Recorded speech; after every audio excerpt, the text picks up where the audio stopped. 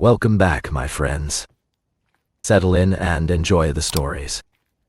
Nothing here will wake you. Sleep well. A cave has no opinion about how far you have walked. That is the first thing we teach volunteers on the survey program, and it is the thing that makes cave cartography possible at all. Above ground, you can navigate by looking. Underground, you navigate by remembering, and memory is a poor instrument. So we measure. Every leg of every passage gets a station, a compass bearing, an inclination, and a distance. And those numbers become a line on a map that is more reliable than any person's recollection of the same walk. Mammoth Cave has more surveyed passage than any other cave on Earth. The number changes because volunteers keep adding to it, which is the entire point. I came to the park as a seasonal interpretive ranger, moved into resource management, and eventually joined the cave rescue team because the skills overlap. Survey teaches you to move slowly through tight ground and write down what you find. Rescue is the same discipline with a person at the end of it. Cave rescue is not dramatic. It is arithmetic performed in the cold.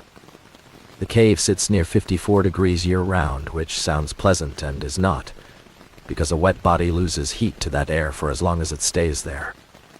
A litter carried through breakdown can take an hour to cover 100 feet.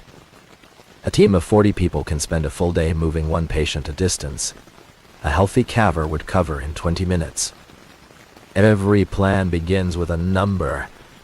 How long can this person survive at that pace?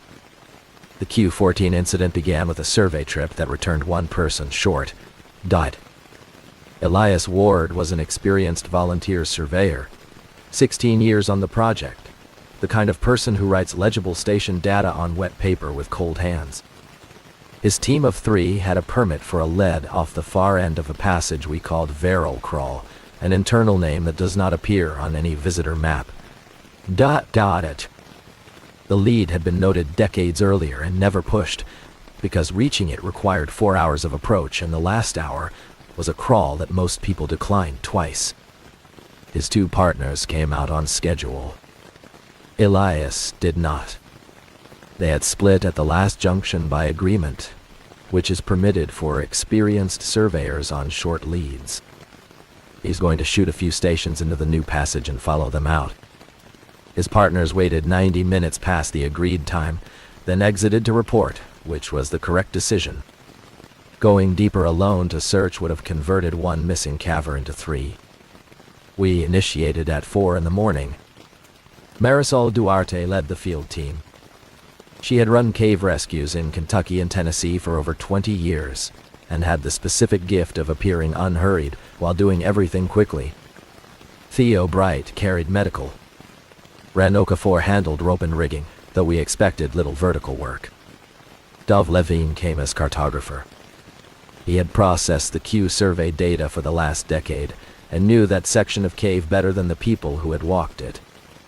We carried 3 lights each, spare batteries, thermal insulation, a folding litter, a hypothermia wrap, food and water. We carried a survey kit too. That was standard. A rescue team entering unmapped passage records what it finds, because the next team needs it. Nobody thought about that kit as a hazard. It was a notebook, a compass and clinometer, and a laser rangefinder. Everything went through decontamination on the way in. White nose syndrome protocols apply to rescue teams the same as to anyone else, and a delay of 20 minutes to clean gear is not negotiable even at 4 in the morning. I mention it because it is the kind of detail people assume gets skipped in an emergency, and it does not. A cave rescue that spreads a fungal pathogen through a bat population has failed at something whatever else it achieved. The approach took the expected 4 hours. We passed through Canyon Passage where the walls narrowed to shoulder width, then a section of breakdown where the ceiling had collapsed into blocks the size of cars, and the route wove between them. Breakdown is the slowest ground there is. You do not walk it. You choose block by block where your weight is going to go, and a litter has to be handed rather than carried. We logged our progress at each named station by voice on the underground phone line the rescue cache maintains. Communication was intermittent past the second phone drop. ... Marisol ran the standard time arithmetic aloud somewhere in the second hour, because she always does, and because it keeps everyone's expectations honest. 4 hours in. Assume an hour on scene. If he can walk, 5 hours out. If he cannot, 18 to 24 with a full carry team behind us. The cave is 54 degrees and he has been in it since yesterday morning. Every one of those numbers turned out to be wrong, and not in any way any of us could have anticipated. Verrill Crawl opened as a flat slot about 18 inches high and 30 feet wide, floored with damp silt. You enter it on your belly, turn your head sideways to breathe, and push your pack ahead of you. Dove had the survey data memorized. The crawl was recorded at 412 feet from the junction to the far chamber. That number came from 11 survey shots taken in 1994 and had been confirmed twice since. It took us 31 minutes to cross. That was slower than the reference time in the trip reports, but we were carrying rescue gear. On the far side, the passage stood up into a chamber with a sand floor and a low dome, and Elias's survey book was sitting on a rock at the entrance, closed, with his pencil laid across it. His pack was there. His helmet was not. The station he had set was marked with flagging tape and labeled in his handwriting. Beyond it, a narrow tube led away, and from inside it, we could hear him breathing. He was 40 feet in. He was conscious, uninjured, and he would not come out. Marisol talked to him for 6 minutes before he answered in sentences. He was not panicking. His voice was flat in the way people get when they have already been frightened for a long time and have run out of the energy for it. He said he had shot 9 stations into the tube, reached a small chamber and turned around. On the way back, the tube had not ended. He had crawled for what he estimated as 2 hours, in a passage he had measured at 206 feet. He had turned around again. Going inward, he reached the small chamber in 11 minutes. He turned. Going outward, the tube did not end. He had done this 4 times before he stopped, sat down where he was, and started counting his own breaths to keep from moving. Theo went in first, unroped, because the tube was too tight for a person in a litter, and there was no injury to treat. He reached Elias in 9 minutes. He confirmed pulse, temperature, mental status, hydration. Elias was cold and tired and entirely coherent. Theo turned around and came out. It took him 51 minutes. He emerged shaking, not from cold, and the first thing he said was that he had never turned a corner. The tube ran straight. He had put one hand in front of the other on a straight floor for 51 minutes, and arrived exactly where he started from, which was 40 feet away. We stopped and treated the tube as we would treat a bad air pocket or an unstable ceiling. Nobody entered until we understood what the rule was, because a rescuer who becomes a second patient inside a passage that will not release people is a rescue we cannot run. Dove opened Elias's survey book. 9 stations, clean data, distances between 5 and 31 feet. Total 206. The sketch on the facing page showed a straight tube with a slight rise. There was nothing wrong with any of it. Marisol had Renpei a rope into the tube, while Theo held the far end at Elias's position. Simple test. If the passage was 40 feet, the rope would show 40 feet. Ren fed rope until Theo called that it had reached him, then measured what remained on the spool. The rope in the tube read 38 feet. Then Theo walked the rope out with his hand on it, and it took him 34 minutes. That was the observation that started us in the right direction, because it separated 2 things that we normally treat as one. The rope was 38 feet long. The journey along the rope was not 38 feet. The passage had a length, and the passage had a traversal, and they had stopped agreeing. Dov asked the question that solved it, though it took us hours to believe. He asked how many times the tube had been measured. Elias had shot 9 stations inward. He had also, on his second attempt to leave, shot the return legs to check himself, another 9. On his third attempt, he had used the rangefinder alone without stations, pointing it down the tube repeatedly to watch the number.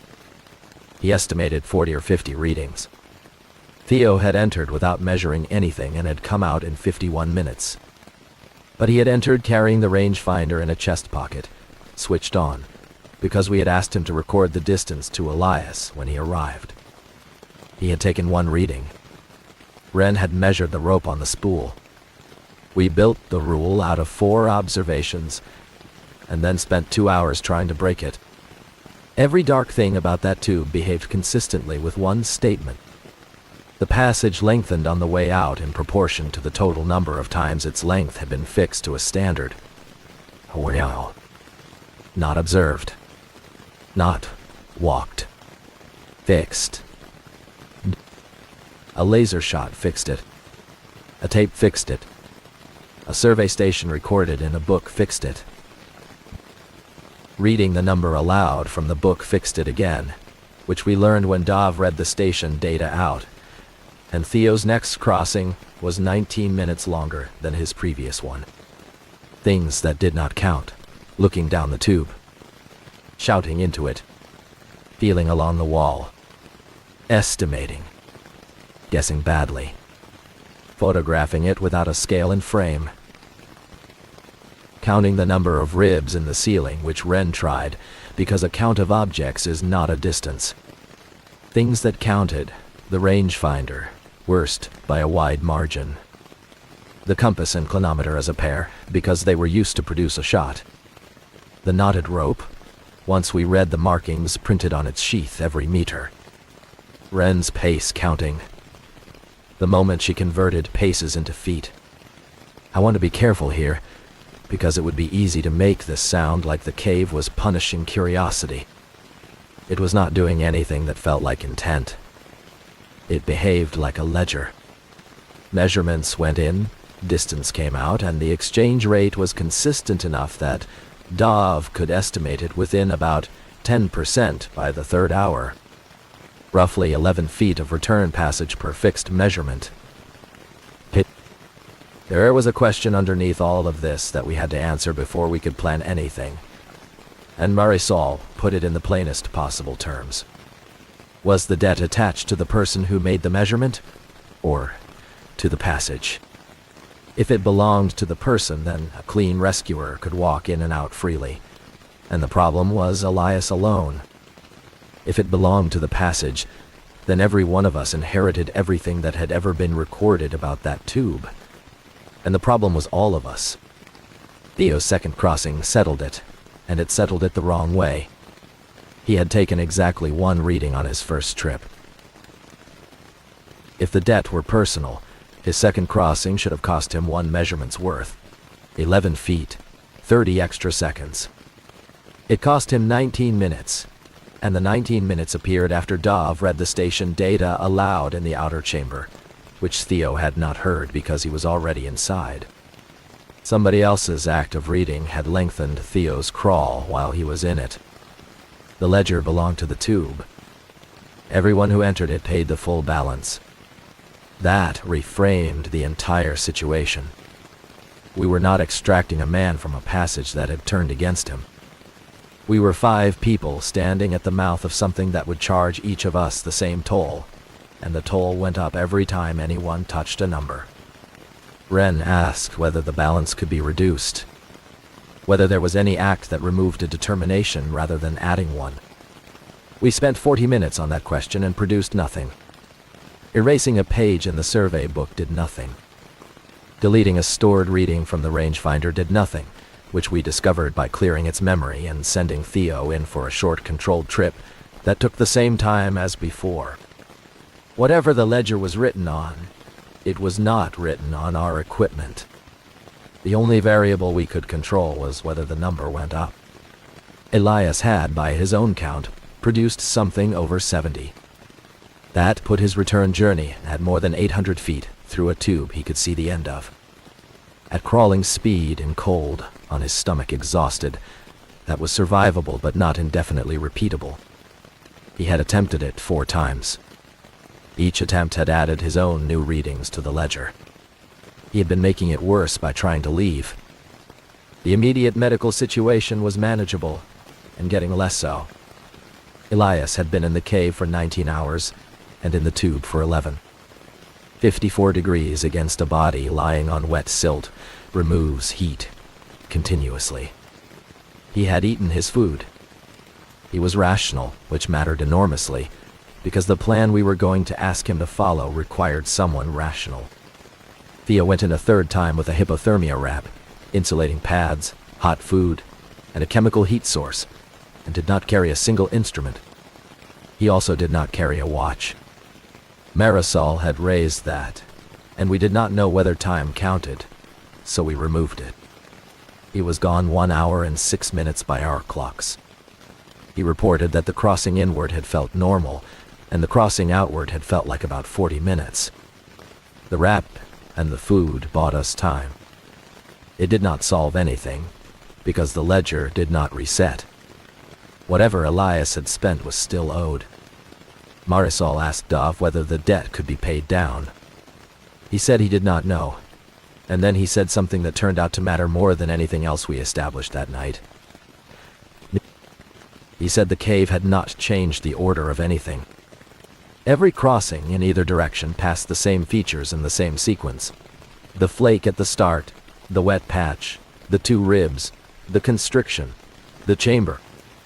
Nobody had ever reported a junction that was not there before, or a turn that had moved. The distances were lying. The layout was not. We built the extraction around that distinction, and it is the only reason this incident has survivors. Distance is a metric. It is a number you assign to a gap between 2 points, and it requires a standard to compare against. Sequence is not a metric. The flake comes before the wet patch. The wet patch comes before the ribs. That statement contains no unit, no standard, and no number. And the cave appeared to have no purchase on it. Everything we did from that point forward was built out of sequence and touch, and everything that could produce a number was removed from the tube. Ren stripped the rope. We used a hand line for physical connection, because a rescuer who becomes disoriented needs something to follow. But every rope we owned had length markings printed along the sheet. She taped over them, and then Marisol overruled that, and had her cut a section from an unmarked static line in the cache pack instead, because tape can peel, and a number glimpsed by a headlamp is a number fixed. We removed the rangefinder, the compass and clinometer, the tape, and both survey books to a pack that stayed in the outer chamber, and Marisol put her helmet on top of it as a marker that nobody was to open it. We removed watches. We removed the depth gauge from the medical kit. We turned off the automatic frame counter on the camera. Then we found the ones we had missed, which is the part I think about most. My headlamp had a brightness setting displayed in lumens. Ren's litter had rated load markings. Theo's medical shears had a centimeter scale etched along one blade. The heat packs listed their duration. None of those measured the passage, and we could not be certain that mattered. So they came out too. It cost 40 minutes to strip our own equipment of numbers. I was assigned the crossing because I was the only person on the team who had not yet entered the tube and had not read the station data aloud, or heard it read. Dov had heard it. Theo had taken a reading. Ren had measured the rope. Marisol had been present for all of it. My exposure to the tube's length, as far as we could reconstruct, was 0. Marisol's instruction was specific. I was to move on my elbows with one hand on the unmarked line. I was not to count anything. I was not to estimate how far I had come, and if a number appeared in my head, I was to replace it with the name of the next feature. Not halfway. Not 4 minutes. The wet patch, then the ribs. That instruction is harder to follow than it sounds. The human head produces distance estimates continuously, and without permission. Lying on cold silt in the dark, the only thing your mind wants to do is calculate how much more of this there is. Ren tested the protocol before we committed a patient to it. She went in 11 feet, turned around and came out, naming 3 features on the way. 11 feet is short enough that even a heavy penalty would only be uncomfortable, and long enough to prove the technique worked on a person under pressure. She was gone under 2 minutes both ways. Then she did it again, deliberately counting her elbow movements, and came out in 6. That was the confirmation. Not the rule. We already had the rule. But the confirmation that a person could break it accidentally, inside their own skull, with nothing in their hands. The cave did not need an instrument. It needed a determination, and a count of elbow movements converted into a sense of how far she had gone was apparently close enough. Marisol added 1 line to the briefing after that. If you catch yourself counting, do not stop and correct it. Say the next feature out loud. Correcting it means thinking about the count, and thinking about the count is worse than the count. I crossed inward in 7 minutes. That is what the outer team recorded. I had no sense of it. Elias was on his side under the wrap, and he looked better than I expected, and worse than I wanted. He had been briefed by Theo. He understood the rule. He also understood better than any of us what it would feel like to follow it, because he had already made 4 crossings during which the passage had refused to end, and he was now being asked to make a 5th and not once wonder how far he had gone. He asked me 1 question before we started. He asked whether the debt was his or the passage's. I told him we did not know. That was true. It was also the wrong answer, and Marisol told me so afterwards, gently, because a patient about to do something extremely hard needs a frame he can hold. What I should have said, and what turned out to be correct, was that the debt belonged to the numbers, not to him. We spent 11 minutes in that little chamber before we moved, and most of it was not medical. Theo had already done the medical. What Elias needed was a reason to believe that this attempt was different from the 4 that had failed, and telling him about a ledger was not going to be enough, because he had been inside the thing while we theorized about it. So I did the only useful thing available, which was to tell him what we had removed.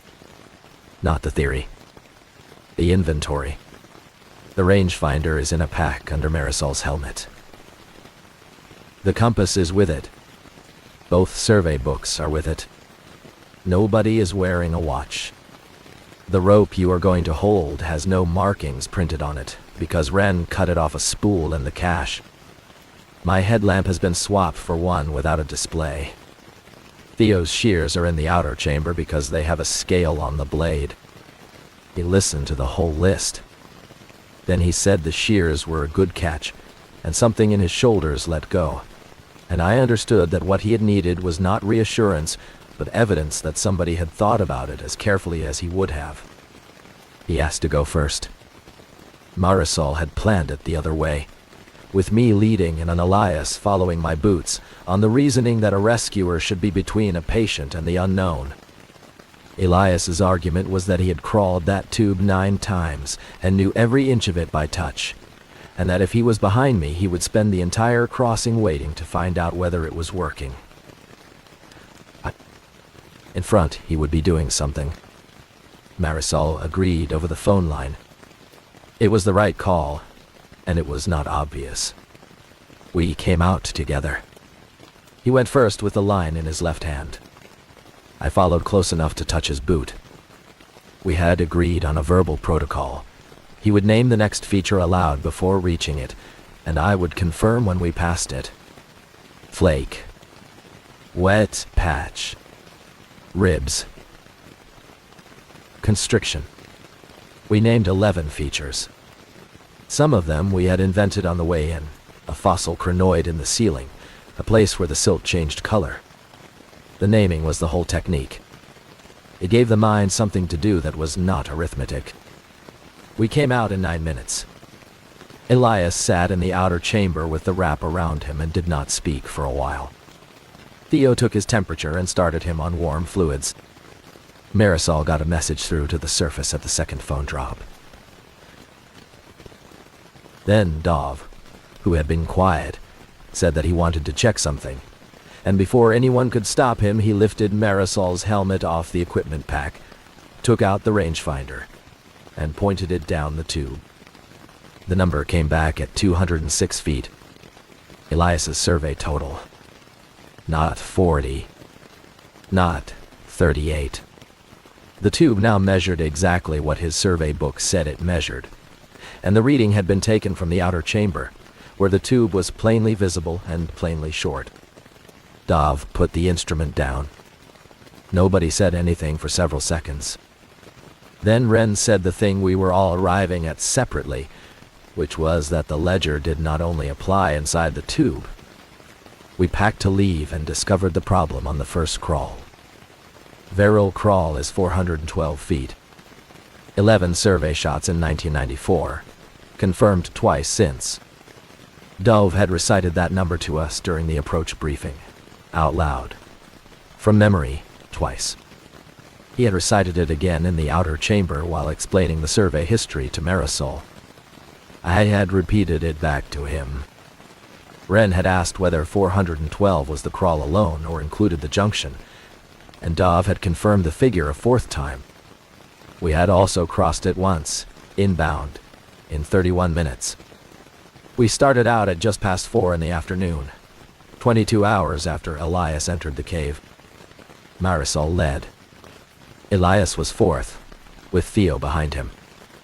I went last.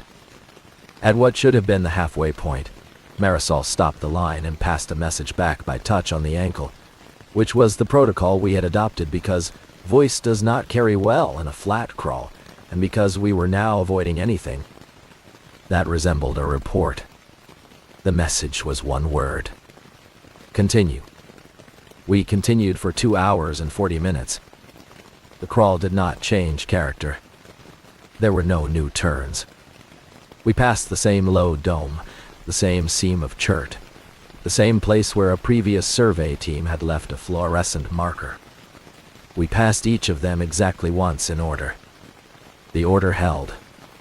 It held the entire way.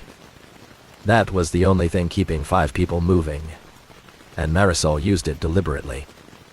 Every few minutes she would name a feature back down the line, and it would come back up as confirmation. Chert seam. Marker dot. Dom. I want to describe what that is actually like, because the number does not convey it. You are on your stomach with 18 inches of rock above your shoulder blades. Your face is turned sideways because there is not room for it to face forward. Your pack is ahead of you and you move it with the top of your head.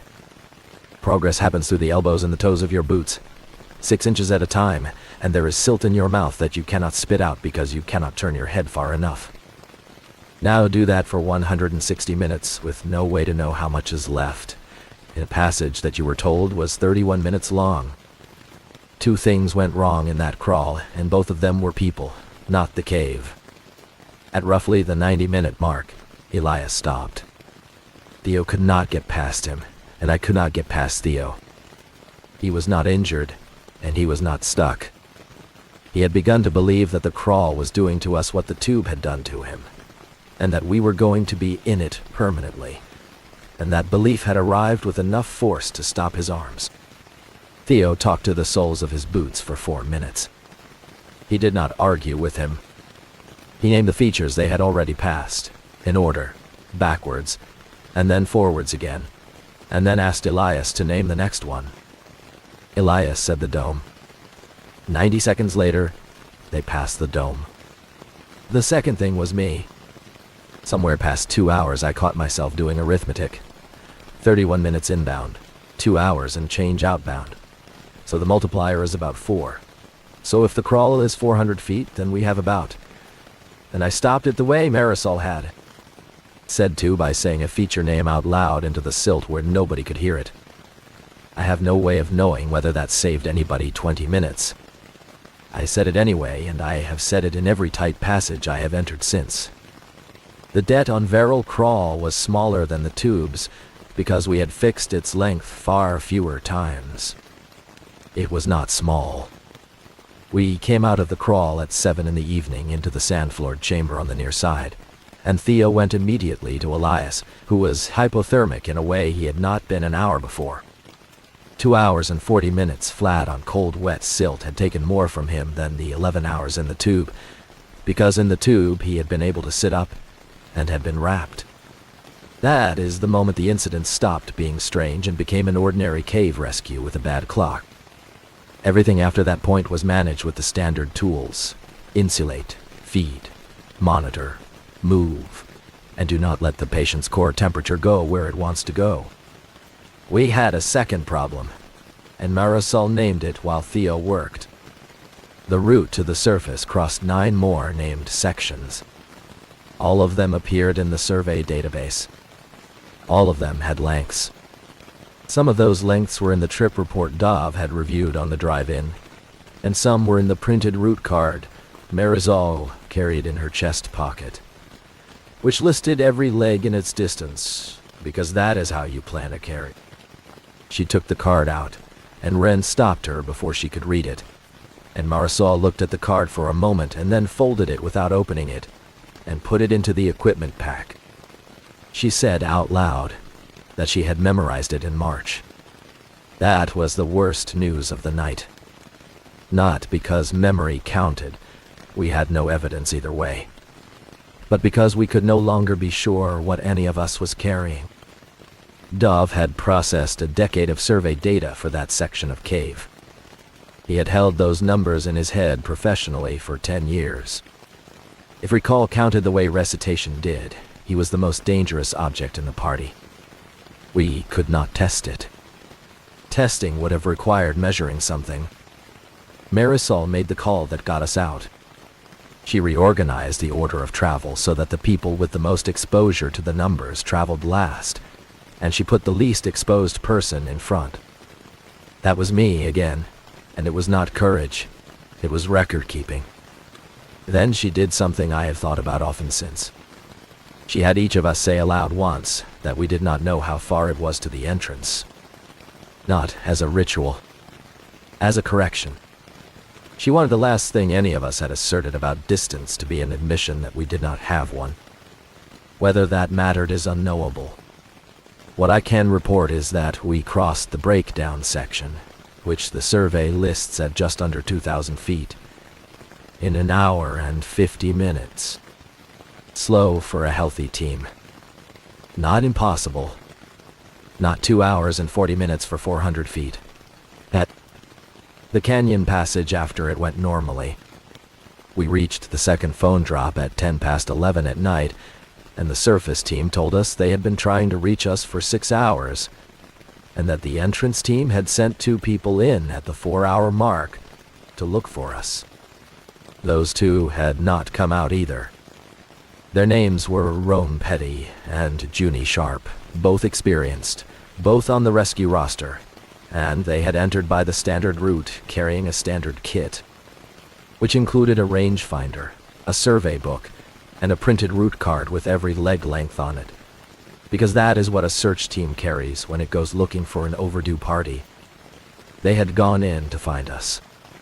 They had done it correctly, by every procedure we had written before that day. Marisol got a message to the surface that took 4 attempts to be believed. No instruments.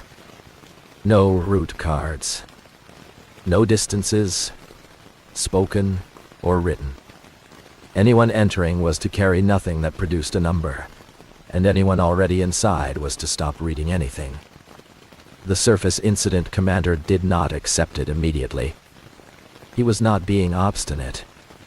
He was being asked to strip navigational equipment from people in the world's longest cave, on the word of a team that had been underground for a day, and he had a responsibility not to send blind people into a maze because an exhausted party had radioed something impossible.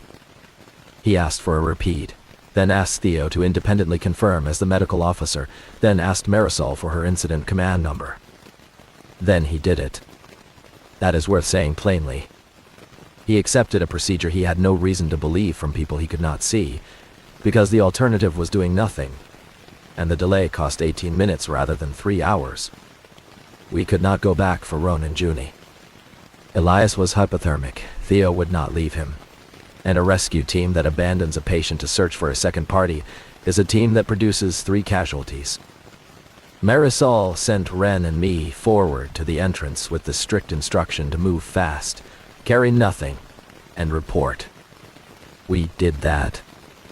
It took us 2 hours and 10 minutes to reach daylight from the second phone drop, which is roughly normal, and I remember almost nothing about it except that Ren said the names of features aloud the entire way, and her voice did not shake once. The surface was cold and dark, and smelled overwhelmingly of trees. I had been underground for 26 hours. A fresh team went in stripped. 6 people. No instruments, no cards, no watches. They were briefed on the naming protocol in the parking area by Ren, who had done it once, and could describe how it felt, which mattered more than any written instruction would have. They carried a litter, insulation, medical, and food, and every piece of it had been checked for printed numbers by 2 people. That check took longer than anyone expected, and it is worth listing what it caught, because none of it looked like a measuring instrument. A bottle of saline with the volume printed on the label. A rope bag with the length stenciled on the outside. A carabiner with its kilonewton rating stamped into the spine. The batteries. A first aid card with dosages. The litter's own model number, which contained the digits of its length in centimeters. Some of that was almost certainly harmless. Nobody knew which parts. Marisol's instruction to the surface was that if a number could be read from it, it stayed above ground, and if that made the kit worse, the kit would be worse. They went in with unmarked rope, unlabeled bottles, and a roll of black tape they had used on everything they could not remove. They also carried, at Ren's suggestion, a written list of every feature along the route in order, with no distances at all. Somebody at the surface had built it in 40 minutes from the trip reports, by stripping out every number and leaving the nouns. Junction, with a low arch. Flowstone on the left. The place where the floor turns to gravel. It read like directions given by someone who had never owned a map, and it worked better than any map would have. They found Ron and Junie in a section of borehole 4 hours in, sitting together against the wall with their lights off to save batteries.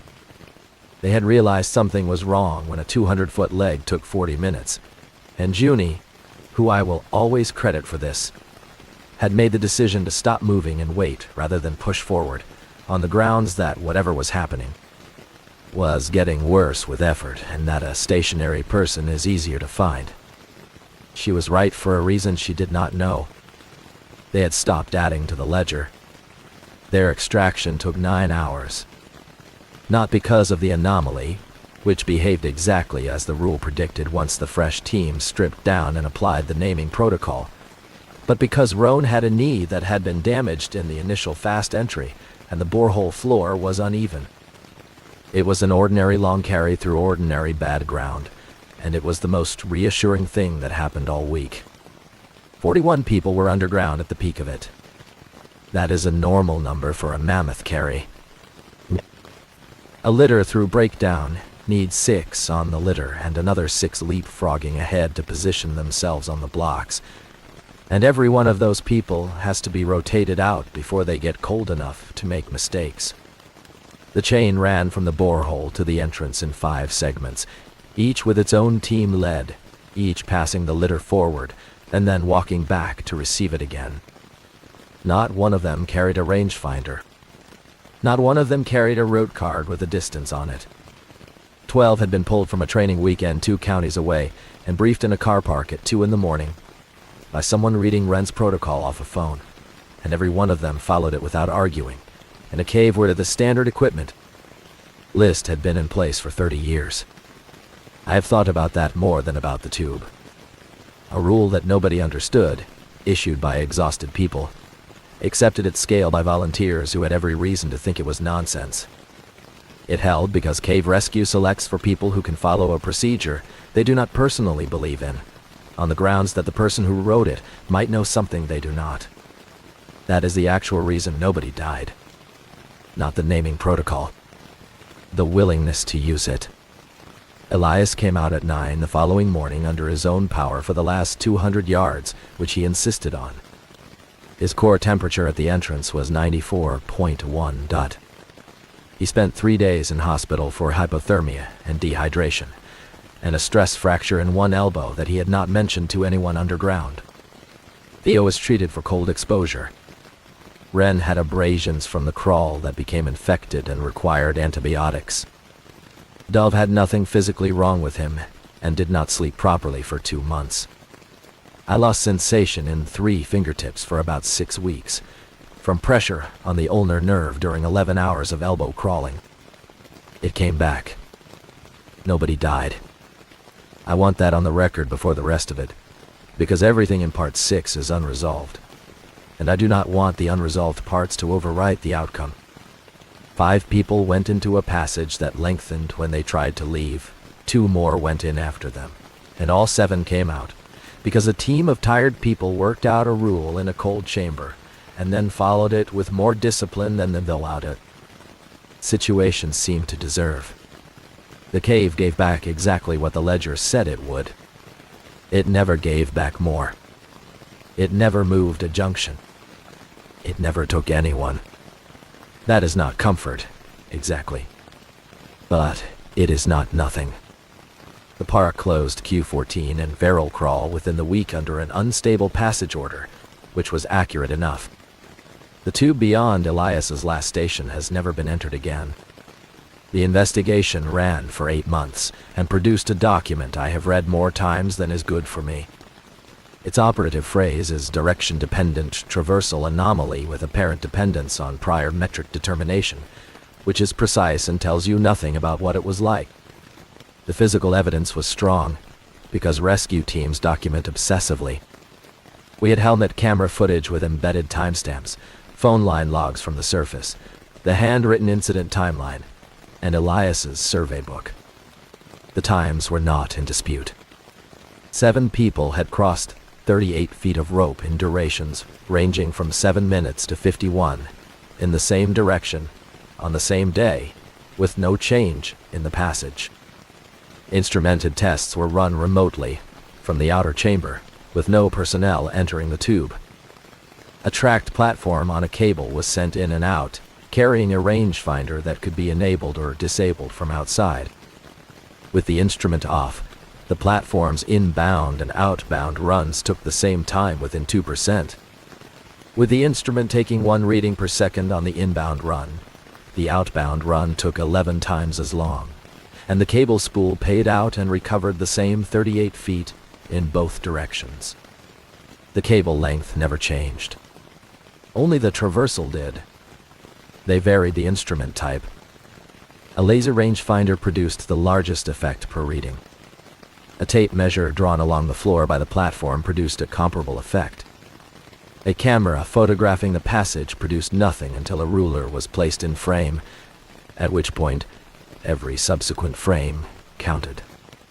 They tried to establish whether a human observer was required. It was not. The platform running alone at night, with the data stored locally and unread by anyone, produced the full effect. Reading the stored data afterward produced an additional effect on the next run, which is the finding that ended most of the remaining theories. The measurement did not need to be known. It needed to exist. They tested the boundary of what counts, and the boundary is stranger than the effect. A thermometer produced nothing. A barometer produced nothing. A scale weighing a rock in the tube produced nothing. An accelerometer logging vibration produced nothing until the software integrated the signal into displacement, at which point every logged sample counted retroactively. The run that had already finished was recomputed into a longer one on the next pass. Only length. Only that one quantity.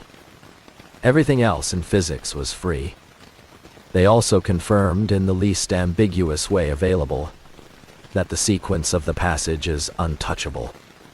31 physical markers were fixed along the tube at irregular intervals and photographed on every run. The markers never changed order. They never changed spacing relative to one another when measured against each other rather than against a standard. The platform passed them in the same order every time, in both directions, on runs lasting from 4 minutes to over an hour. Whatever the tube does to distance, it does not do to order.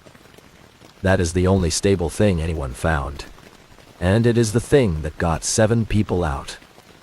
They looked for a mechanism and found nothing.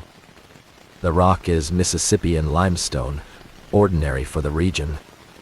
There is no unusual mineralogy, no measurable field, no radiation, no gas anomaly. Surveying instruments function normally. A shot taken inside the tube returns a consistent, repeatable, correct distance. The tube is 38 feet long. It has always been 38 feet long. Every instrument agrees. The only thing that disagrees is the experience of leaving. One thing was never resolved, and I do not expect it to be.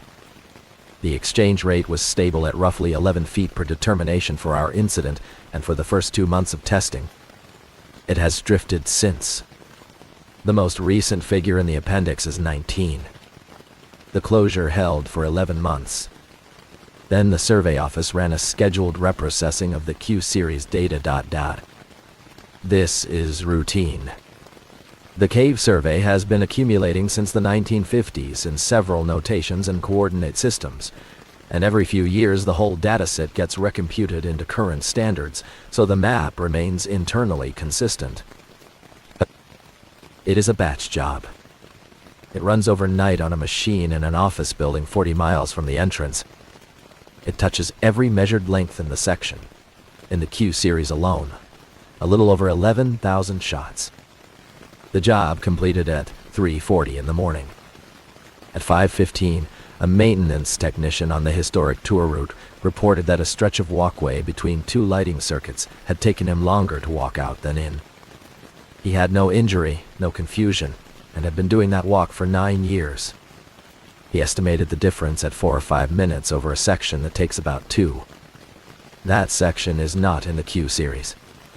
It is a mile and a half away, in passage surveyed in 1961, and reprocessed in the same batch because the batch reprocesses everything.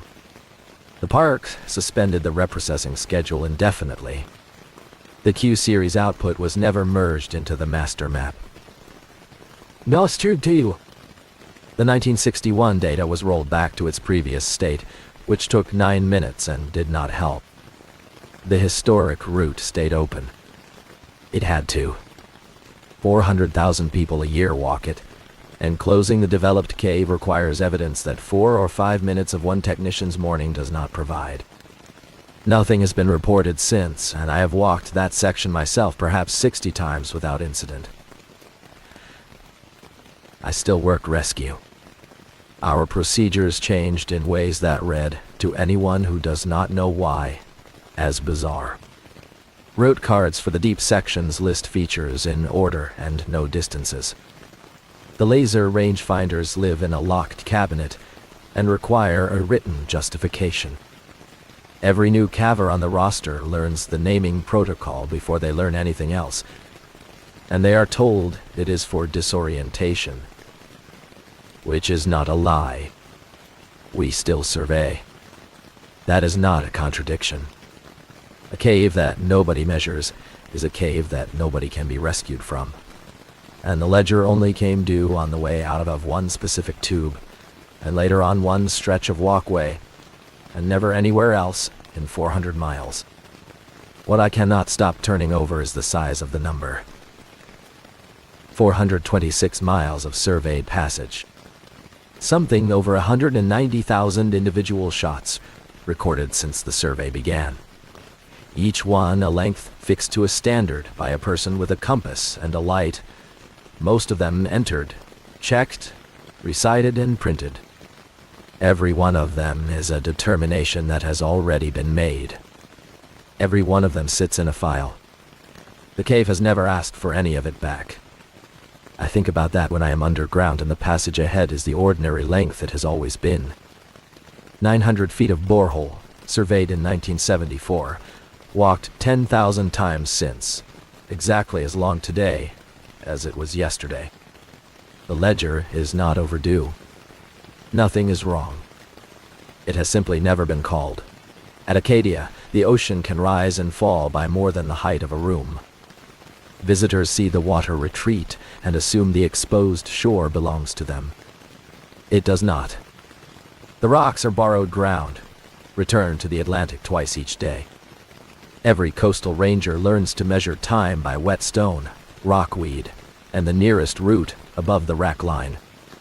I had worked as a search and rescue ranger on Mount Desert Island for 7 seasons when Morrow Cove produced a second low tide.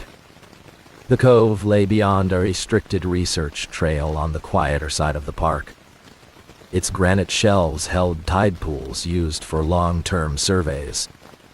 Few visitors knew the access road existed. Nora, Ven, and Caleb Orr entered the cove before sunset under a research permit. Nora monitored intertidal temperature and invasive crabs. Caleb photographed fixed plots for comparison with earlier seasons. Their plan allowed 90 minutes around the predicted low tide. Both carried radios, personal locator beacons, and cold water protective clothing. They missed their exit call. Dispatch tried both radios without success.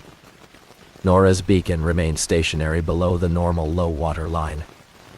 Caleb's device transmitted 3 positions moving toward the head of the cove, then disappeared. The official tide had already turned. Water should have been climbing the outer shelf, cutting off the lowest pools first. I responded with Ranger Ruth Calder, a medic trained for coastal rescue, and Evan Rook, the park technician responsible for the tide loggers. Fog had covered the headlands, and the wind drove cold spray across the access trail. We carried dry suits, flotation gear, warming equipment, ropes, portable anchors, and 2 pressure sensors. A marine patrol boat waited outside the cove, but breaking waves and submerged ledges prevented a close approach. The helicopter remained grounded by fog. Our route in and out followed the rocks. The first warning appeared before we saw the water. Rockweed along the trail leaned toward land, although the wind blew from the forest toward the sea. Thin streams crossed the granite in the same direction. They ran away from the Atlantic and vanished into joints beneath the trees. At the overlook, the open ocean looked ordinary. Swells lifted against offshore ledges. Foam climbed higher with each set. Inside Morrow Cove, however, the water was retreating. A broad black shelf glistened below the known low-tide boundary. Evan checked the nearest logger. The ocean side had risen almost a foot since low tide. The inner sensor showed a drop of nearly 3 feet. Both instruments had synchronized clocks and had been calibrated that week. The cove was emptying while the Atlantic rose outside it. There was no barrier between them. Waves crossed the mouth, spread over the exposed shelf, and thinned into fast streams. Instead of filling the basin, the water accelerated toward the landward wall. It disappeared through granite joints no wider than my hand. We established a rope line from anchors above the rack zone. Ruth remained at the upper station while Evan and I descended to the permitted survey shelf. The granite was coated with rockweed and black algae. Every step required 3 points of contact. Nora's equipment case rested beside a numbered plot marker. Its lid stood open. Sample jars and calipers remained secured inside. Her radio lay on the rock, wet but functional. The microphone had recorded only water moving across stone. Caleb's tripod stood farther down the new shelf. Its legs were extended on a surface that should have been several feet underwater. The camera was gone. A tether ran from the tripod toward the head of the cove and entered a narrow slot beneath an overhang. Footprints crossed the wet granite beside it. Nora's boot pattern stopped at the slot. Caleb's continued several yards farther, then vanished at the edge of a pool draining into solid rock. Evan lowered a pressure sensor into the pool. The water level fell steadily, but the sensor detected pulses from below. Each pulse arrived against the direction of drainage. Something inside the granite was pushing outward while the surface water continued flowing in. I marked the current water line with chalk. Before I finished, the level dropped another inch. Pale barnacles and mussels appeared below it, organisms that normally remained submerged even at the lowest seasonal tides. Their shells were closed. Small fish lay trapped between them, pointing toward the cracks. Nora's beacon transmitted from beyond the overhang. Its signal was weak but regular. The granite slot had widened enough for a person because the water draining through it had exposed a lower passage. Our tide chart said the route should already be underwater. The rising ocean behind us agreed. Morrow Cove offered a dry path where no path should exist, and 2 missing researchers had followed it. I clipped into the line and entered the slot. Evan followed with the pressure sensor. Above us, a wave crossed the cove mouth and vanished into the rock without raising the water around our boots. That was the moment I stopped thinking of the event as an unusual tide. Tides move coastlines. This water was being taken somewhere. The slot descended between 2 granite faces polished by water. Its ceiling carried mussels, tube worms, and old barnacle scars far above my shoulders. Those organisms proved the passage usually flooded. The exposed floor had no dry sediment and no footprints older than ours. We advanced on the rope line while Ruth monitored from above. Radio signals weakened after the first bend, so we used coded pulls as backup. Evan placed pressure markers at intervals. Each showed the same contradiction. Surface flow inward, pressure pulses outward. The passage opened into a basin the size of a small room. Water spiraled through several floor joints, carrying seaweed and foam into darkness. A ledge circled the basin above us. Nora's beacon flashed from that ledge. She lay behind a granite rib, clipped to a survey anchor. One boot was missing, and her lower leg had a deep cut. Her dry outer clothing had limited heat loss, but she was shivering violently. She had secured a pressure bandage and kept her injured leg raised. Evan reached her first. I established a second anchor and sent a status signal to Ruth. Nora was conscious, oriented, and able to describe what happened without direct questioning. The account was short because cold had made speaking difficult. She and Caleb had noticed the tide pools draining after the official low tide. They believed a newly opened fracture was emptying the basin. Their permit allowed observation from the marked shelf. Not entry, but Caleb moved lower to photograph the exposed organisms.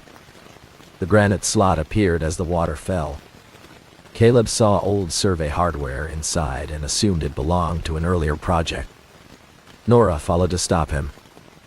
A pulse from the floor knocked her against the ledge, cutting her leg and sweeping away one boot. Caleb pulled her above the flow and clipped her to the anchor. Then his camera tether tightened toward the deeper passage. He went after the equipment because its memory card contained the survey record. Nora last saw his headlamp moving behind the landward wall. She activated her beacon and waited. The water continued falling for almost an hour. At first she heard Caleb's movements through the granite. Later, she felt impacts beneath the ledge. No voice or radio transmission followed. We packaged her in a warming wrap and narrow rescue harness. The lower passage prevented use of a full litter.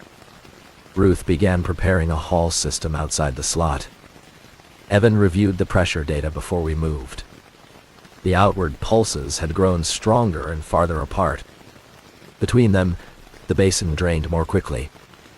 A thin line of foam around one floor joint expanded and collapsed with each pressure change. The pattern resembled a valve cycling beneath the rock. I inspected the old hardware Caleb had seen. It was not survey equipment. A corroded iron ring had been driven into a crack using a square-cut spike. Fragments of tarred rope remained attached.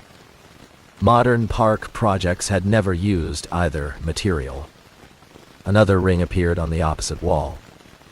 Both stood below ordinary low tide. Between them, shallow grooves crossed the granite where heavy lines had rubbed repeatedly. Someone had worked inside the basin before charts or paved roads reached Acadia. The nearest groove led toward the landward passage. Caleb's camera tether followed it. I could not leave Nora to search farther, and entering without understanding the pressure cycle would add another casualty. We began moving her toward the slot. The return route had narrowed. Not physically, but because water from the rising Atlantic now reached the passage entrance. Each ocean wave poured over the outer shelf and streamed past our ankles toward the floor joints. The cove continued swallowing it. Ruth tensioned the haul line. I guided Nora through the first bend while Evan carried the pressure sensor. We moved during the gaps between ocean waves, keeping her face above the flow. The water remained shallow enough to manage. Halfway to the entrance, every stream stopped. Foam froze against the granite. Seaweed settled without current. The ocean outside continued breaking, but no new water entered the slot. Evan's sensor showed pressure rising beneath us. The outward pulse no longer fell between cycles. It climbed in a continuous line. Nora reacted before either of us. She pulled her injured leg against the harness and pointed toward the ledge we had left. During her wait, the same silence had occurred once. It ended with the surge that knocked her down. We reversed direction and pulled her back into the basin. Ruth felt the change through the rope and released enough line. Evan recovered the nearest pressure marker. We reached the granite rib seconds before water erupted from the floor. It did not enter from the sea. Every joint in the basin discharged at once. White columns struck the ceiling, carrying stones, kelp, and black mud upward. The empty floor vanished beneath churning water. The second tide had stopped going out. It was coming back through the land. The first discharge lasted less than a minute. It filled the basin to the lower ledge, then weakened into boiling streams. Water continued rising after the jets stopped. The granite floor no longer existed beneath us. We moved Nora to the highest section of the ledge. Evan secured the rescue line above the new water level. Our route to Ruth remained visible through the slot, but each swell outside drove a solid wall of water into it. The official tide had finally reclaimed the entrance. Radio contact failed completely. I sent our trapped signal through the rope. Ruth answered, confirming that she held the upper anchor. She could not haul Nora through the flooded slot without drowning her or forcing the harness against submerged rock. The Marine patrol boat also had no safe approach. Waves broke directly across the cove mouth. Fog hid the outer ledges, and the rising tide covered every landing place. We had to reach ground above the water before outside resources could matter. Evan placed one sensor in the basin and another against the floor joint behind us. The internal pressure fell after the discharge, then began climbing again. The second cycle would arrive sooner. We had perhaps 20 minutes before the ledge flooded. The landward wall contained a steep diagonal joint. Its lower end vanished underwater. Its upper end narrowed behind a granite block near the ceiling. Driftwood fragments were wedged inside it, along with dried seaweed far above the current water line. That debris marked a route used by past surges. It also suggested the joint connected to open ground. Driftwood could not have entered from below and remained dry unless water had pushed it toward an exit. I climbed the joint on protection placed in solid cracks. Black algae covered the lower section. Higher up, the granite changed to pale gray with crustose lichen. The lichen line indicated that ordinary tides rarely reached that elevation. The opening behind the upper block admitted my shoulders, but not Nora's rescue harness. Cold air moved through it from the forest. I could see faint daylight beyond several yards of broken stone. We needed to widen the patient package, not the rock. Evan removed the rigid leg support and replaced it with a padded splint. I rearranged Nora's harness to keep her body narrow. Her injured leg could tolerate the movement if we controlled every bend. The route required a vertical raise from the ledge, followed by a confined crawl. Evan would climb first and manage the upper rope. I would guide Nora from below, then follow. Ruth could reconnect with us after we reached the boulder field above the cove. Before committing, I checked Caleb's tether. It remained tight beneath the water and led toward the landward floor joint. Pulling it produced no movement. The camera, or Caleb himself, was fixed somewhere below. I clipped the tether to our anchor and cut it above the waterline. We could not allow a pressure surge to drag our system into the lower passage. The missing section remained marked for later recovery. As the cut end recoiled, a small waterproof camera case surfaced near the wall. The tether had broken below its attachment. Evan recovered the case and sealed it in his pack. We did not open it during the rescue. The basin sensor issued a vibration alert. Pressure beneath the floor was rising faster than before. Water seeped from dry joints above our heads, first in drops, then in thin streams. The granite block at the chimney entrance began trembling. Evan climbed through the opening and established the upper system around a chockstone backed by 2 anchors. He tested the rope with his full weight. I attached Nora and raised her from the ledge while she protected her injured leg. The second discharge began when her shoulders reached the narrow opening. Jets struck beneath me and filled the chamber with spray. The water rose over the ledge, lifting my boots away from the rock. My flotation gear kept me upright, but the current pushed toward the chimney. That direction helped the haul and increased the danger. Nora entered the opening too quickly. Her harness caught on a granite corner, concentrating force across her ribs. Evan stopped hauling before the strap could injure her. I climbed beside the backboard line and reached the jam. The water had risen to my chest. Foam covered the walls, hiding handholds. I transferred Nora's load to a short anchor, loosened the trapped strap, and rotated her shoulders. The harness cleared. Evan resumed the raise. Nora disappeared into the chimney while the basin filled beneath her. I followed before the water reached the ceiling. The narrow joint amplified every surge. Water chased us through it in pulses, carrying gravel against my boots. We crawled toward the daylight while Evan dragged the patient package ahead. The rescue rope remained our only straight path through the broken stone. We emerged into a boulder field above the cove. Rain and fog had darkened the evening, but the air was open. Ruth reached us from the trail and began a full medical assessment. Boulder Field was above ordinary high tide. It was not above the second one. Water began rising through gaps between the rocks, carrying fresh seaweed from beneath the forest. Ruth moved Nora onto a stable granite rib and added insulation around the rescue harness. Her pulse remained strong, but the cold and blood loss were becoming serious. We needed the heated ambulance on the access road, not another temporary refuge. The normal trail lay beyond the boulder field. Under dry conditions, the crossing took minutes. Now water filled the spaces beneath the stones. Each pulse lifted smaller rocks and changed their positions. Stepping between them could trap a leg or drop a rescuer into the flooded voids. Evan's remaining sensor showed the internal pressure falling after the discharge. The water around us continued rising, but more slowly. We used that lull to build a rope route along the exposed granite rib. The rib climbed toward the forest and avoided most loose boulders. Pale lichen covered its crest.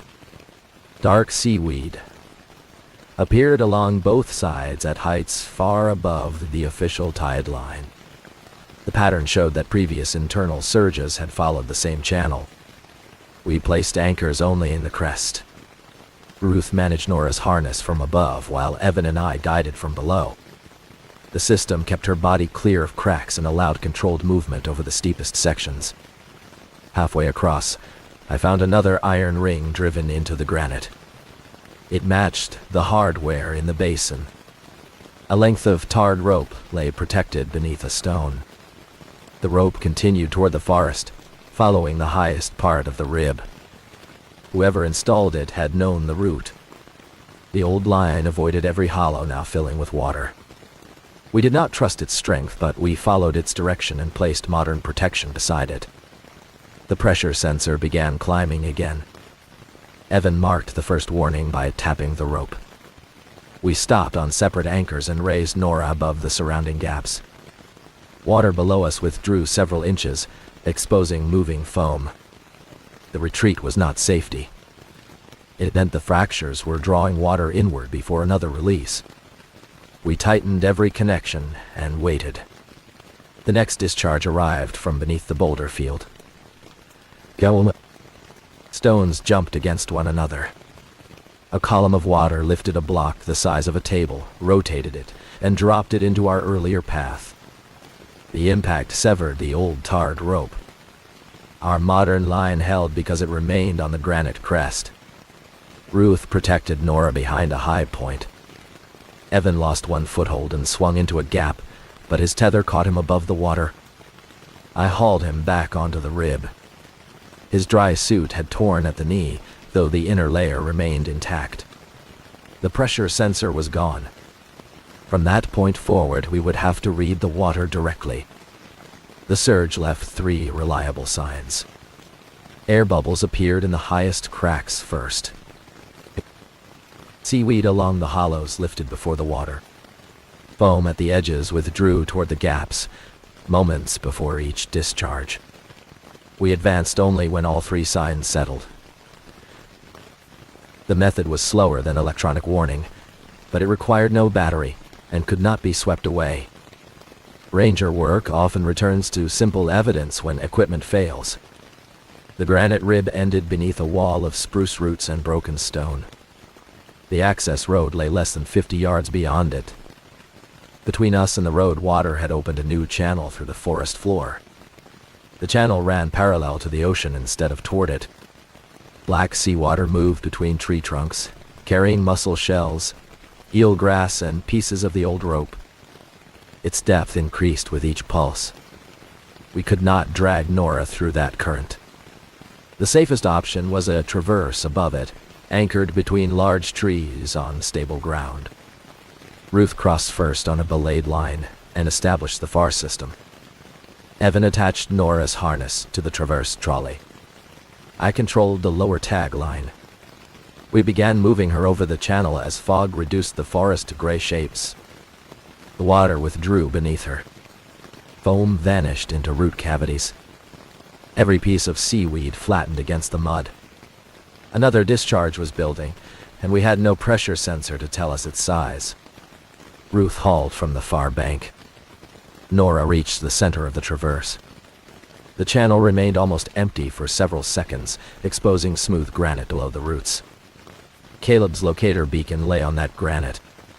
Its indicator flashed once, disappeared beneath a crack, then flashed again 10 feet farther downstream. The device was moving inside solid bedrock while the channel prepared to erupt. The locator appeared once more beneath Nora, then vanished. Recovering it was impossible without abandoning the patient and entering the discharge path. I marked the position on my GPS and signaled Ruth to continue hauling.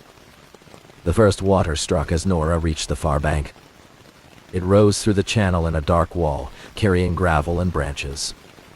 Ruth pulled the rescue harness behind a tree, while Evan and I held the tagline from the granite rib. The traverse remained above the main flow. Spray covered the trolley and reduced visibility. Nora was safe on the far side, but the line connecting us crossed a channel that was widening under both anchors. Our near anchor used 2 spruce trees rooted behind the granite rib. Water now surged beneath their exposed roots. One trunk shifted several inches toward the channel. The rope tension increased as the tree leaned. Evan moved first. He clipped his harness to the traverse and pulled across using both hands. The current below carried sections of peat and root mat toward the sea. Several struck his boots, but the upper line kept him clear. The anchor tree moved again. Its root plate lifted from the soil. I released tension through the load control hitch, reducing force without dropping Evan. Ruth took slack from the far side and completed his crossing. I remained alone at the failing anchor. The safest action was to detach immediately, but the rope system still carried the tagline and equipment connected to Nora's rescue package. If the tree fell before transfer, it could pull the fire station apart. I clipped my harness to a separate safety line and crawled onto the granite rib. A narrow crack accepted 2 mechanical anchors. I equalized them and transferred the loaded rope from the tree using a short-release strap. The tree fell as the transfer finished. Its roots tore free and dropped into the channel. The trunk swung beneath the traverse, caught the abandoned line, and dragged it downstream. The new granite anchor held. Ruth secured Nora beyond the far system. Evan prepared to haul me. I cut away the equipment line and attached myself to the trolley. The water below continued rising through the forest. Halfway across, foam disappeared from the channel edges. The current stopped despite the volume around it. A deeper pressure cycle had begun. I accelerated toward the far bank without sacrificing control. The discharge struck before I reached Ruth. Water erupted beneath the traverse and hit my back. The impact rotated me upside down. My helmet struck the rope, and one glove slipped from the trolley. The safety connection held. Evan locked the haul while Ruth pulled my shoulder strap. I regained the trolley, rolled upright, and crossed the remaining distance. The water continued climbing behind us. We dismantled only the equipment required to free Nora. The rest remained anchored for later recovery. Ruth and Evan carried the rescue harness toward the access road while I managed the rope and watched the channel. Caleb's beacon flashed again between the trees. It appeared beyond the far bank, closer to the road than any connected fracture shown on the geologic map. ... The signal traveled under us, paused, and continued inland. I did not follow it. Search decisions become cruel when one person is confirmed alive, and another has no survivable route. Chasing the beacon would have delayed Nora's treatment and exposed the entire team to another surge. We reached the access road without assistance from aircraft or boats. The ambulance crew warmed Nora, replaced fluids, and transported her to the hospital. Her leg required surgery, but circulation remained intact. Ruth treated Evan's knee and checked all 3 rescuers for cold stress. None required evacuation. We remained inside the closure until the water stopped rising. Shortly before midnight, the internal flow ended. Water in the forest channels reversed and drained toward the cove. The boulder field settled. Morrow Cove rejoined the official tide, which had already begun falling. The shoreline looked ordinary by dawn. Granite shelves emerged in their expected order. The hidden basin stayed flooded below normal low water. Only broken roots, displaced boulders, and seaweed in the forest proved that water had crossed the land. Caleb remained missing. His locator no longer transmitted. The last position placed it beneath the access road, hundreds of feet from the cove. We closed the entire shoreline and waited for the ocean to give us another safe search window. It never did. For the next week, the normal tide fell twice each day, and Morrow Cove refused to empty again. Part 6. The investigation treated the event as a hydrologic failure until the evidence ruled out ordinary storage. Surveyors mapped every visible joint between the cove and access road. Ground radar identified narrow fractures and small voids, but nothing capable of holding the water discharged that night. Evan calculated the minimum volume from pressure records and flooded area. The internal surge had returned several times more water than the mapped fracture network could contain. The estimate did not include water that remained beneath the forest. The offshore tide logger showed no corresponding loss. Ocean level followed the predicted curve throughout the rescue. Whatever fed the second tide did not measurably lower the Atlantic around Morrow Cove. Water samples offered another contradiction. The surge was fully marine, with salinity close to offshore water. Its temperature was several degrees colder. It contained deep water plankton, fragments of red algae, and mud unlike sediment from the cove. No known passage connected the shoreline to water deep enough for those organisms. The granite beneath that part of Acadia was solid on every available survey. New seismic work found fractures, not a submerged channel. Caleb's camera case provided the clearest record. The memory card survived.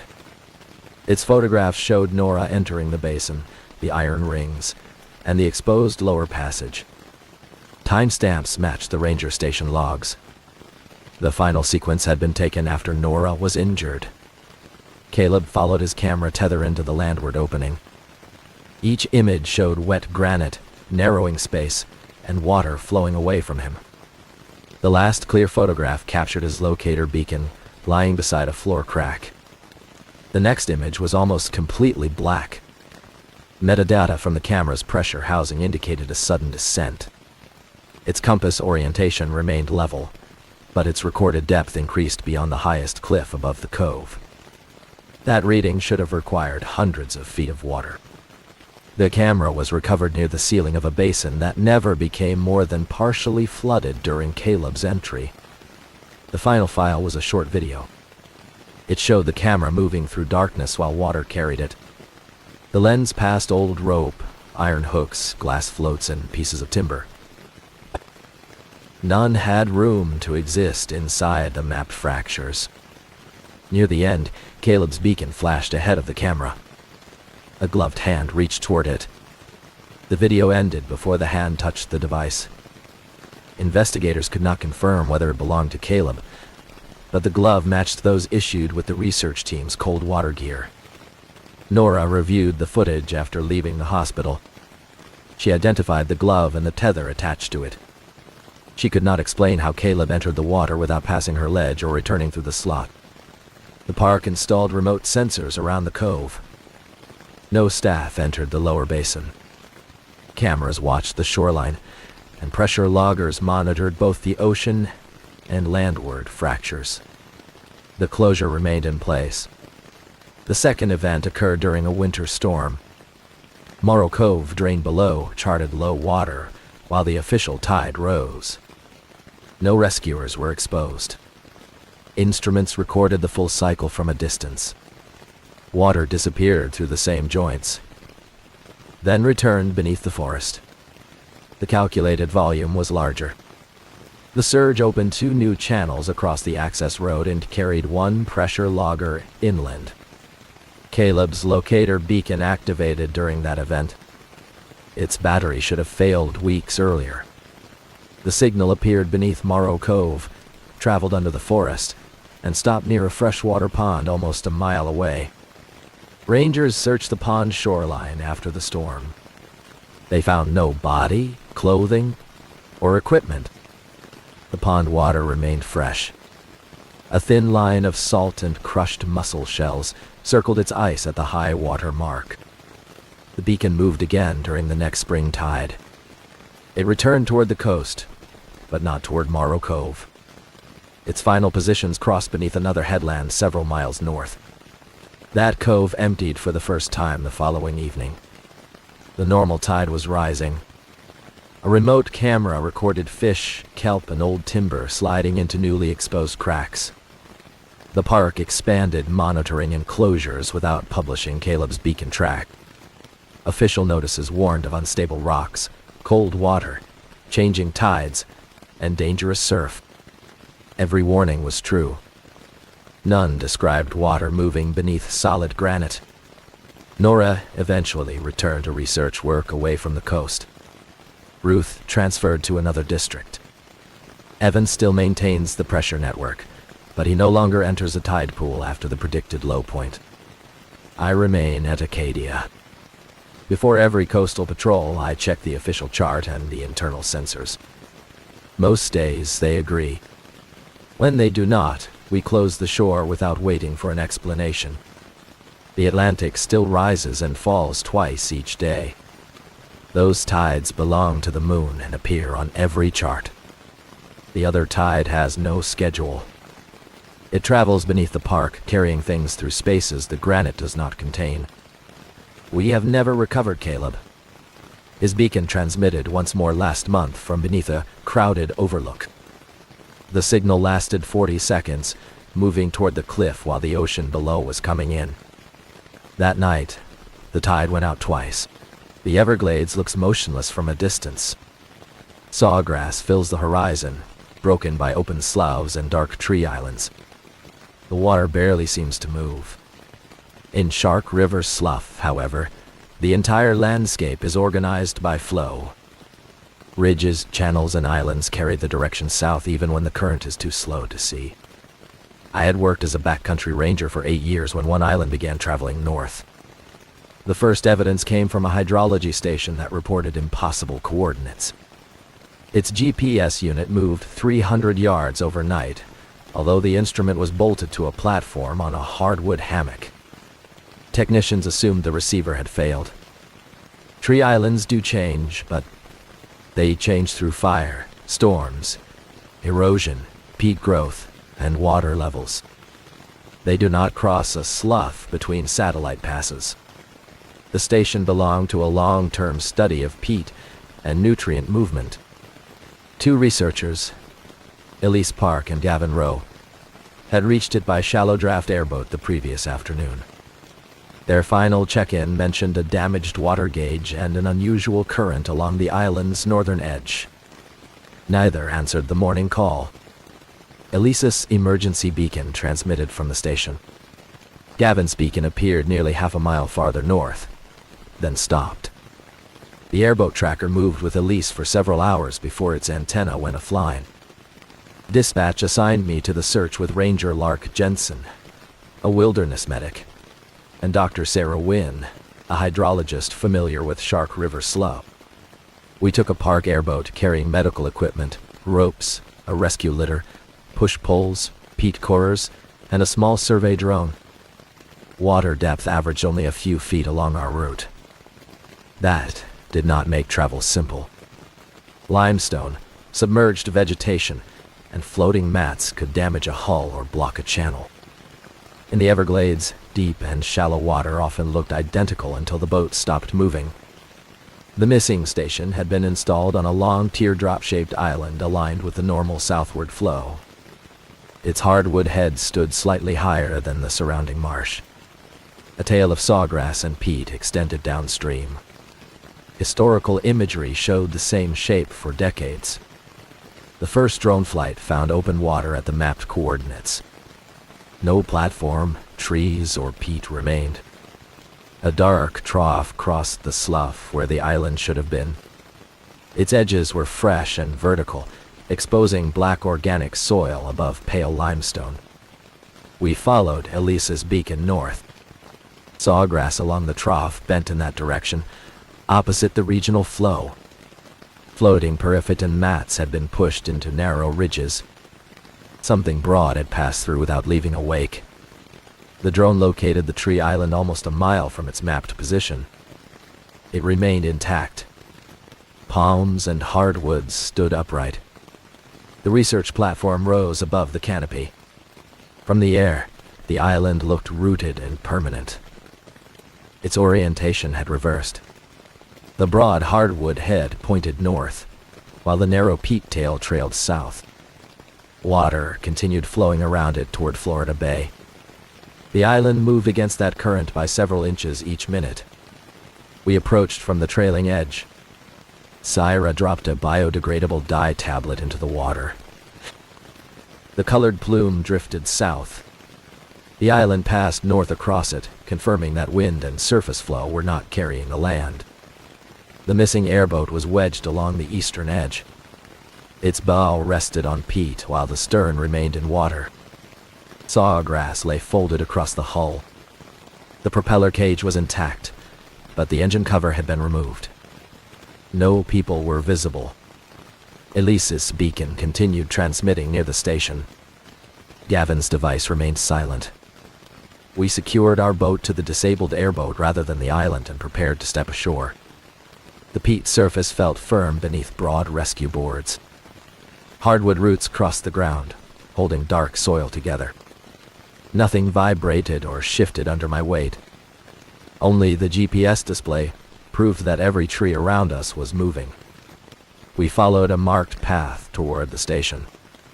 Water dripped from vegetation on the northern side, although rain had ended hours earlier. On the southern side, exposed roots hung above open water like the torn edge of a carpet. The island was not sliding as a solid block. Its leading edge folded sawgrass and floating peat beneath itself. Its trailing edge lifted old layers from the slough. The entire mass advanced by rolling the landscape underneath. Near the station, we found Elise's field pack and one boot. A line of footprints ended beside a narrow depression in the peat. The depression had closed after receiving her weight, leaving only a crease between roots. Lark knelt to check the opening. Air moved through it with the sour odor of flooded peat.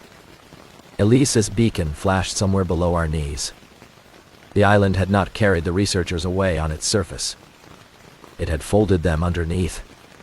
We spread aluminum boards around the depression before cutting anything. Peat can support a person until one root mat separates, then fail without warning. The boards distributed our weight across several trees and kept the rescue team from entering the same void. Sarah pushed a core beside the crease. It passed through 6 feet of peat, struck open water, and continued without reaching limestone.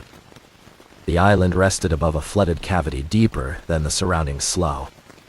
That result made no geologic sense. Bedrock near the original station had been less than 4 feet below the surface. Either the island had carried a deep hollow with it, or the hollow had opened beneath the island as it moved. Lark lowered a camera through the core tube. The image showed black water, interwoven roots, and the reflective strip on Elise's flotation vest. She was suspended beneath the peat with her shoulders in a small airspace. Her vest had caught on the station's submerged data cable. That prevented her from being pulled under the rolling edge. One arm remained above water. Her injured leg was trapped between roots, but she responded to light and movement. We enlarged the opening with a short pruning saw, cutting dead peat and avoiding major live roots. The work released pockets of methane and hydrogen sulfide. Gas monitors remained below evacuation limits, while wind cleared the opening. Lark entered first on a harness attached to 2 separate anchors. I controlled the main line. Sierra monitored the camera and guided the cut. The island continued moving while we worked, carrying our entire system north. Elise had been in the cavity since before dawn. Her core temperature was low, and her trapped leg had lost circulation. Lark freed the data cable, cut 2 dead roots, and attached the patient harness. We raised Elise through the opening without widening it further. Her lower leg was badly bruised but not fractured. A deep laceration required pressure and immobilization. She remained alert enough to summarize what happened, though Lark limited her effort. The water gauge failed shortly after sunset. Elise and Gavin discovered that the station platform had shifted several yards relative to its bedrock reference pole. They assumed peat erosion had loosened the platform. During the night, GPS tracks showed the station moving north. Gavin walked to the island edge and found their airboat being covered by advancing peat. He removed the engine cover to protect the intake, then returned for cutting tools. The ground opened beneath Elise as she followed him. Gavin secured her with the data cable but could not pull her through the roots alone. He moved toward the leading edge to reach the boat from another side. What? Elise felt the island accelerate after he left. Water flowed beneath her in repeated surges. Each surge tightened the root mat, closing the opening above. Gavin's headlamp disappeared behind the hardwood trees. We packaged her on the rescue litter and insulated her from the wet boards. Lark started warmed fluids while Syra checked the station. Its support posts were embedded entirely in peat. The original bedrock reference pole was gone. The platform had been built beside that pole. Now a circular hole occupied its position. Looking down, I saw water moving north beneath us, while surface water outside the island continued south. Syra lowered a current meter. The subsurface flow was far faster than the slough above. It carried suspended peat and small limestone fragments. Its direction matched the island's movement. The island was riding a narrow hydraulic pulse beneath the ordinary sheet flow.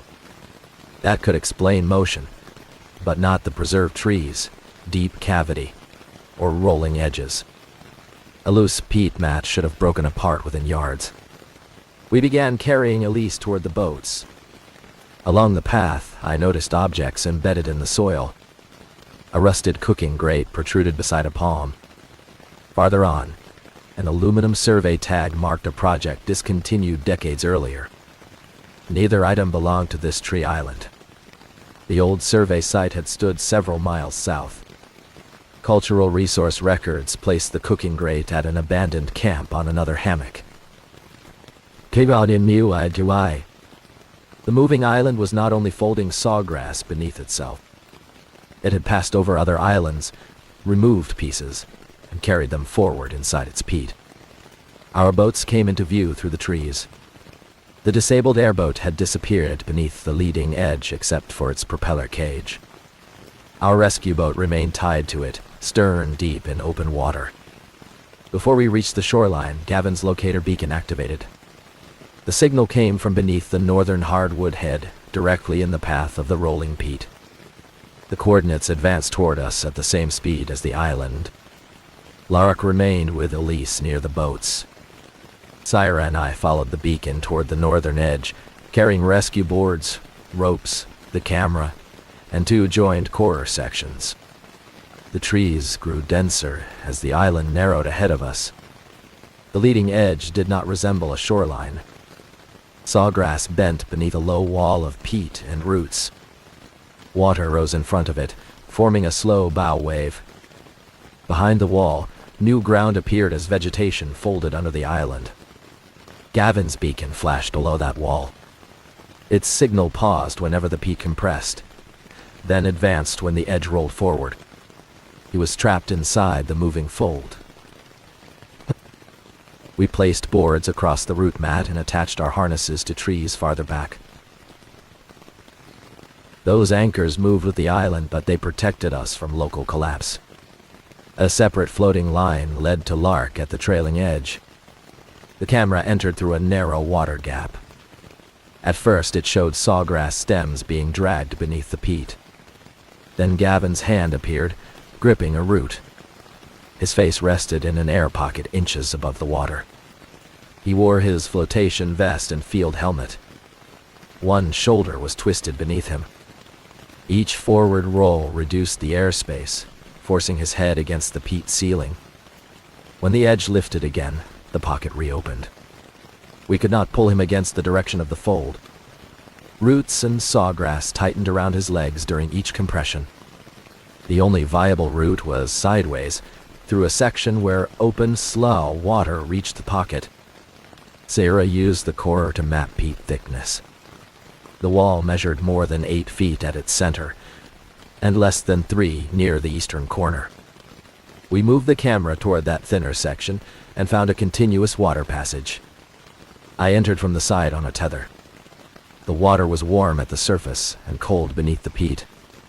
Visibility disappeared after my shoulders passed the roots. I followed the rescue line by touch. The air pocket smelled of methane and decay. My gas monitor remained active near my face. Gavin was conscious but exhausted. His left arm was dislocated, and sawgrass had wrapped around both legs. I clipped his vest to the rescue line and cut the vegetation below his knees. The peat wall compressed before I finished. Water rose around our helmets. The roof pressed against my back, leaving no room to turn. The movement stopped after several seconds. Sarah pulled the line, but Gavin's boots remained trapped. I released one boot and cut the other free. The next pull moved him sideways into open water. Syra and I hauled him through the thin edge and onto a rescue board. The main peat wall rolled over the space we had occupied. Sawgrass closed behind it, and the air pocket disappeared. We carried Gavin back toward Lark. His shoulder required reduction after medical assessment, but circulation remained intact.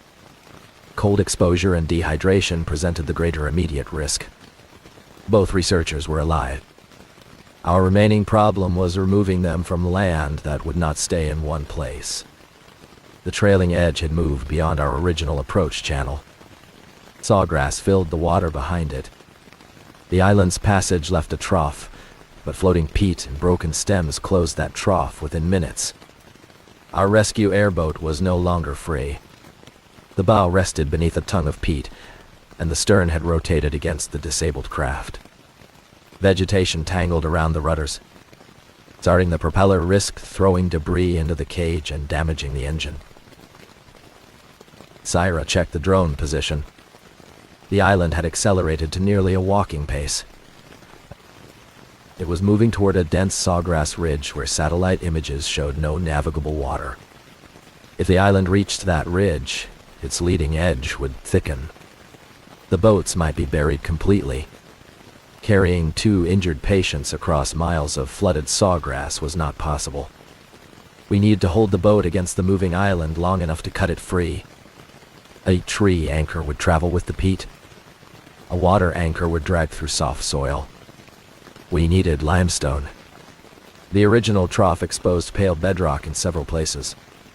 Syra used the drone to identify the nearest light patch behind the island. It lay 20 yards from the trapped boats, separated by floating debris. Our peat cores could reach it if joined to their full length. The hardened tip could seat inside a natural solution hole, creating a temporary fixed point. It would not stop the island. It might hold a winch line for several minutes. We moved both patients onto the highest rescue boards and secured them near the boat stern. Lark protected their airways and monitored temperature. Sarah assembled the corer. I cleared vegetation from the engine cage. The island continued north around us. Trees passed slowly across the horizon while the southbound water remained unchanged. Nothing in my training had prepared me to watch a forest overtake a boat. The peat tongue reached the airboat console. We had one attempt before the rescue craft joined the station, camps and missing pieces carried inside the island. Syra crossed the floating debris on 2 rescue boards while attached to our bowline. She carried the assembled corer horizontally. At the pale bedrock patch, she drove it through water, loose peat, and marl until the tip entered limestone. The corer seated inside a solution hole after several attempts. Syra locked 2 stabilizing lines around the upper section. The shaft flexed under load, but remained fixed relative to the bedrock. I connected the airboat winch through a pulley at the corer. The arrangement would pull our bow away from the island while the peat continued advancing. Lark covered the line with a weighted blanket in case it failed. We cut the rope connecting our boat to the disabled craft. The researchers' airboat moved immediately with the peat and disappeared another foot beneath the edge. Recovering it was no longer part of the rescue. The winch took tension. Our bow stopped moving north for the first time since arrival. The island continued around it. Peat compressed against the hull, rising like soil pushed by a blade. Sarah and I cut a narrow release channel around the bow using hand saws. We removed only loose peat and dead vegetation.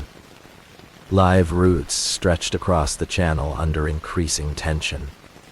Each cut allowed the island to slide farther past the hull. The corer bent toward us. Its stabilizing lines hummed under load.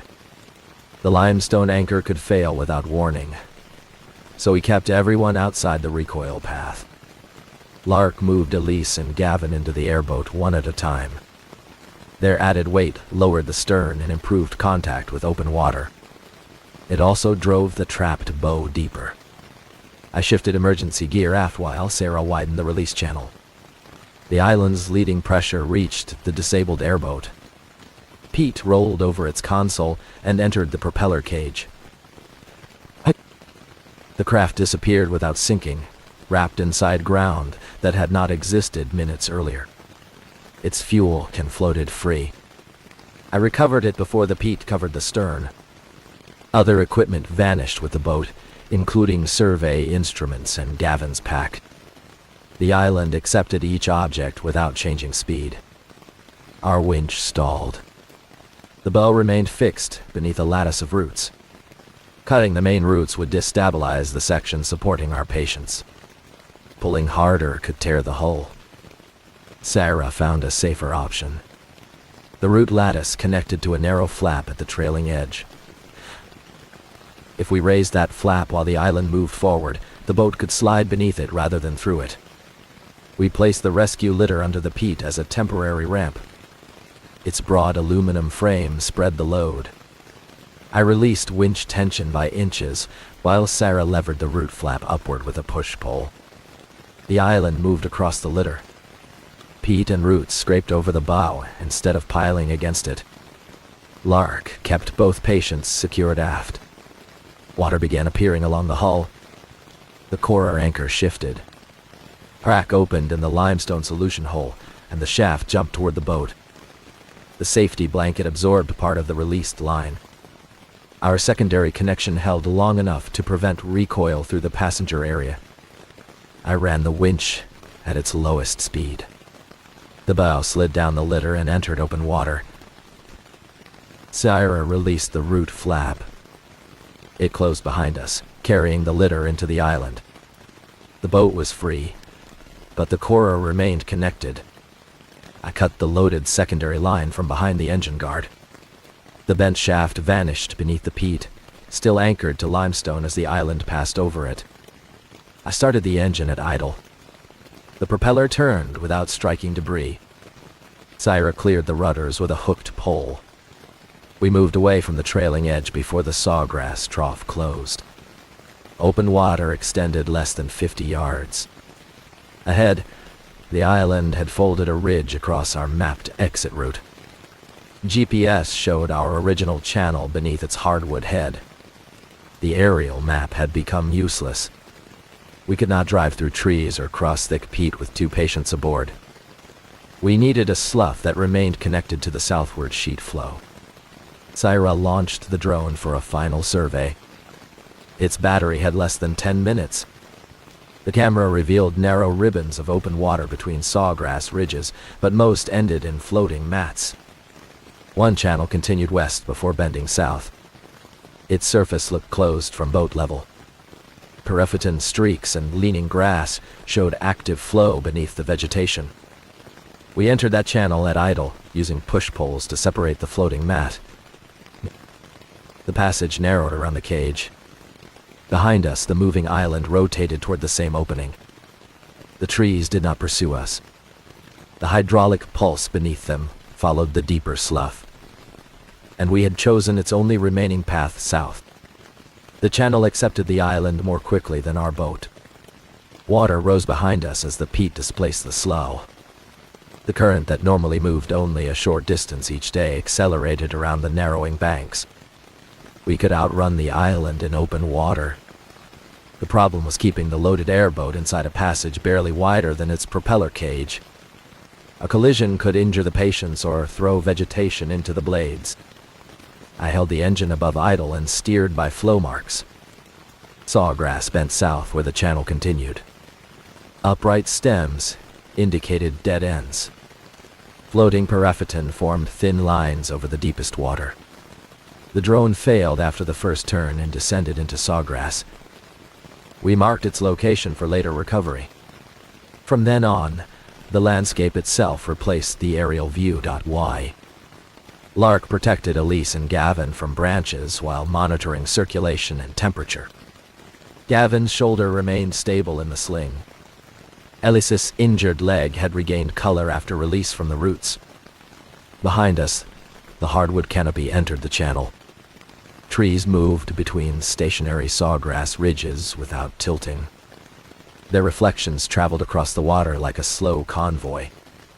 The leading edge caught the old research platform. Steel rails rose from the peat, rotated, and disappeared again.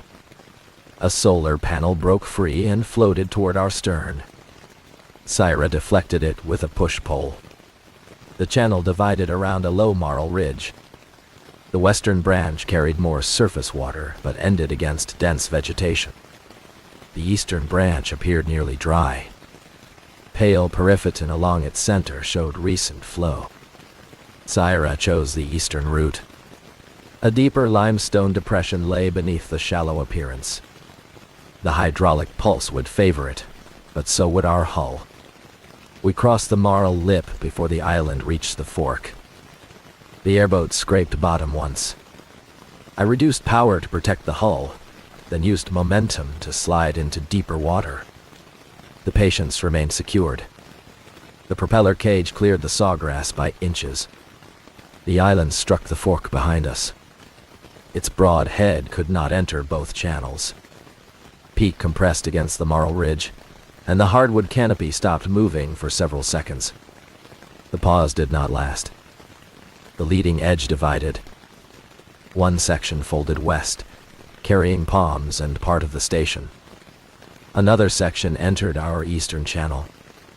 The original tree island became two moving masses without uprooting the trees. That division destroyed the last natural explanation we had. A detached peat raft could break apart. It could not divide a mature hardwood hammock cleanly while leaving both halves organized and upright. The smaller section advanced behind us at greater speed. Its reduced width fit the channel. Water pressure lifted its front edge, exposing roots, old boards, aluminum poles, and the hull of a narrow canoe embedded beneath the peat. The canoe carried a faded park inventory number. Dispatch later traced it to a backcountry patrol craft lost during the storm more than 30 years earlier. It had vanished far west of our route. We reached another obstruction where floating sawgrass sealed the channel. Turning back was impossible. I brought the bow against the mat and held the engine steady while Syra probed ahead. Mat was only several feet thick. Open water continued beyond it. We cut a slot wide enough for the hull, working from inside the cage and keeping everyone secured. The smaller island entered the last bend. Its bow wave lifted the sawgrass mat, pressing it against our airboat. We had seconds before the two peat masses trapped us between them. I increased power only after Syra cleared the final stems from the propeller path. The hull climbed onto the mat, crossed the cut, and dropped into open water. The landing jarred the boat but left both Patience protected. Behind us, the moving island folded the remaining mat beneath itself. Its trees entered the obstruction and stopped. Roots stretched across the channel, holding the peat in place. We continued south until GPS matched the permanent hydrology markers. Water flowed in the expected direction. Bedrock depth returned to surveyed values. The island no longer moved on the horizon. The trip to the ranger station took another hour. Lark maintained patient care while Syra documented our track. We reached the dock under our own power and transferred Elise and Gavin to waiting ambulances. Both researchers survived. Elise required surgery for the leg wound. Gavin's shoulder was reduced under sedation. Neither developed complications from gas exposure or prolonged immersion. No helicopter lifted us from the marsh. No outside boat found a hidden route. We escaped because Sarah read flow invisible from the surface, Lark kept two patients stable, and the airboat remained functional long enough to carry us home. The GPS track showed the island following for nearly 3 miles. Its line ran north while every fixed water sensor recorded southward flow. The park closed the affected section of Shark River Slough and began an aerial survey. The original tree island had separated into 2 pieces at the Marl Ridge. Both remained intact. One stopped near the blocked channel. The smaller section continued north for another mile. We preserved GPS tracks, body camera footage, drone video, current measurements, medical records, and the station's final transmissions. Independent clocks agreed. The movement was not a mapping error or wind-driven drift. Satellite comparisons revealed a trough beginning at the island's original position. It crossed sawgrass ridges, sloughs, and 3 smaller hammocks. Each crossing added material to the moving peat mass. That explained the imported camp objects and survey markers. It did not explain how mature hardwood survived the journey. Root systems should have torn when the island folded. Instead, radar showed continuous root layers curving beneath the mass and returning toward the surface. The island had rolled across the landscape without rotating its trees. Soil moved beneath them while every trunk stayed vertical. Computer models could not reproduce the structure without breaking the root mat. Crews recovered the research platform, the bent corer, and parts of the disabled airboat after the smaller island stopped. Retrieval occurred from water with no one stepping onto the peat. Elise and Gavin's personal equipment was returned when possible. The old patrol canoe remained embedded in the leading edge. Its inventory number confirmed that it had disappeared during a tropical storm decades earlier. The ranger assigned to it survived after reaching another island, but the canoe was never located. That earlier island stood more than 20 miles west. No continuous slough connected the 2 locations. Historical aerial photographs showed no large peat mass traveling between them. Soil cores were collected remotely. They contained alternating layers from different parts of the Everglades. Sawgrass peat lay beside marl, mangrove fragments, hardwood soil, charcoal, and modern manufactured fibers. Cultural resource specialists reviewed older materials before further sampling. Tree islands often preserve important archaeological evidence.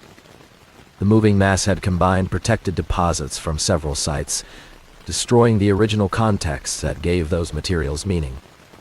The deepest core contained fresh periphyton beneath peat that should have been centuries old. Its living cells had received sunlight within days. No path existed for light through the overlying island.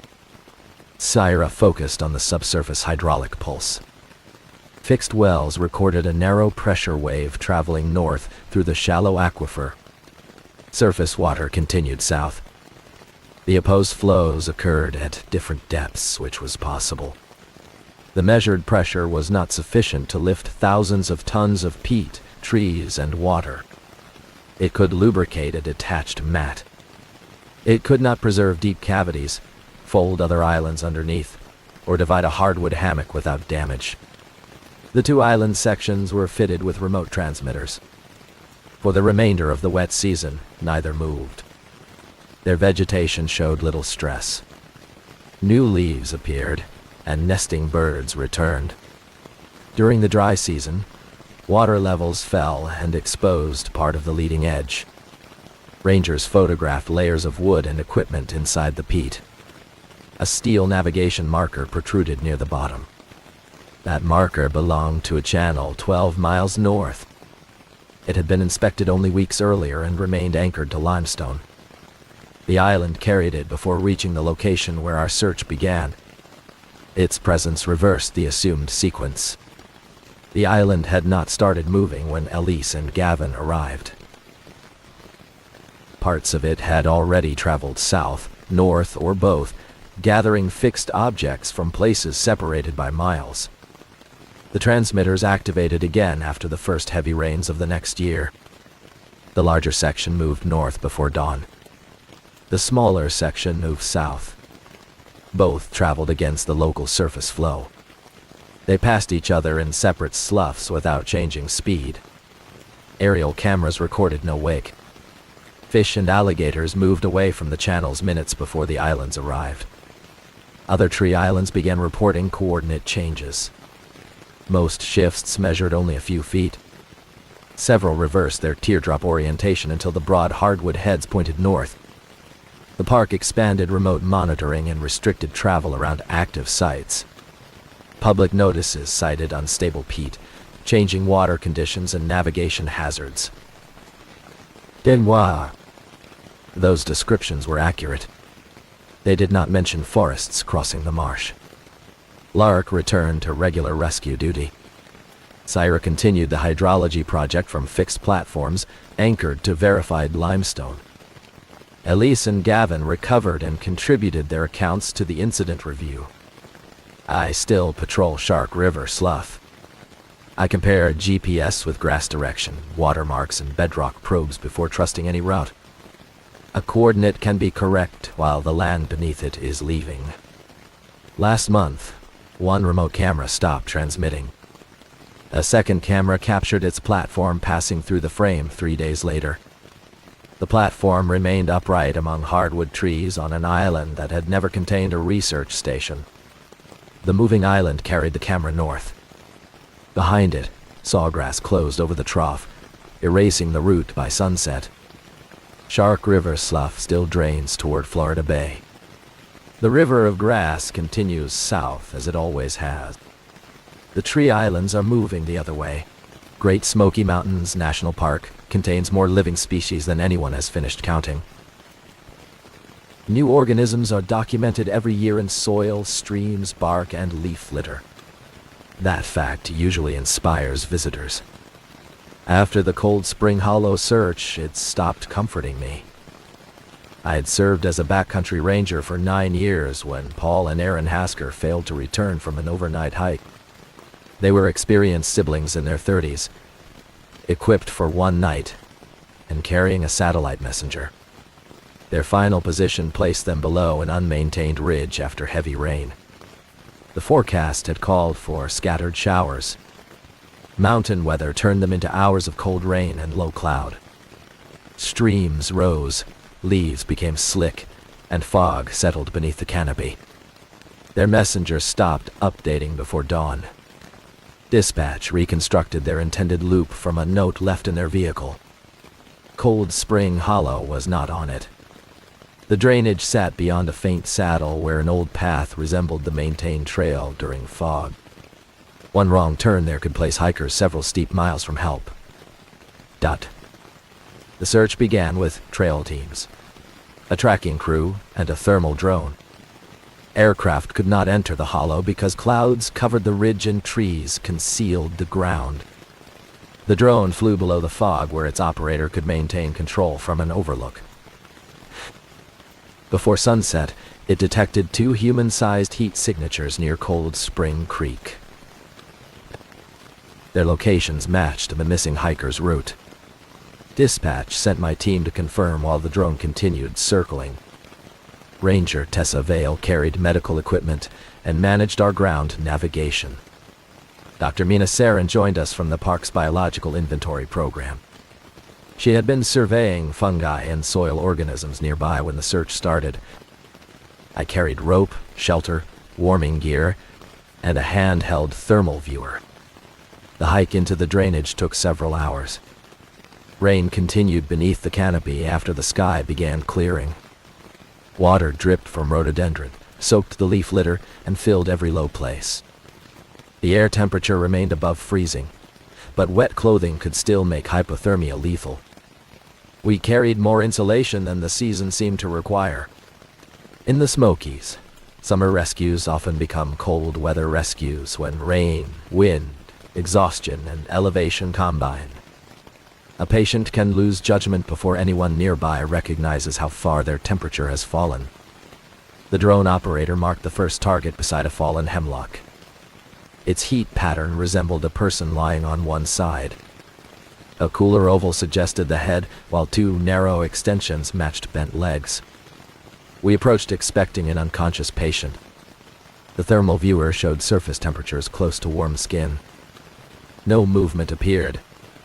Tessa prepared the medical pack while I circled from above. There was no person beneath the log. The shape consisted of wet leaves pressed into the soil. A thin white network covered their lower surfaces. Small beads of water steamed where my light touched them. I inserted a temperature probe without disturbing the patch. Heat increased several inches below the leaves, then fell sharply in ordinary soil. The center measured warmer than the surrounding air by more than 20 degrees. Mina identified several familiar fungal structures but could not name the whole growth. Threads from different species appeared woven together. Dark bacterial film coated the leaves between them. The pat behaved more like a composting community than a single organism. Its outline remained the problem. A human body had compressed those leaves recently.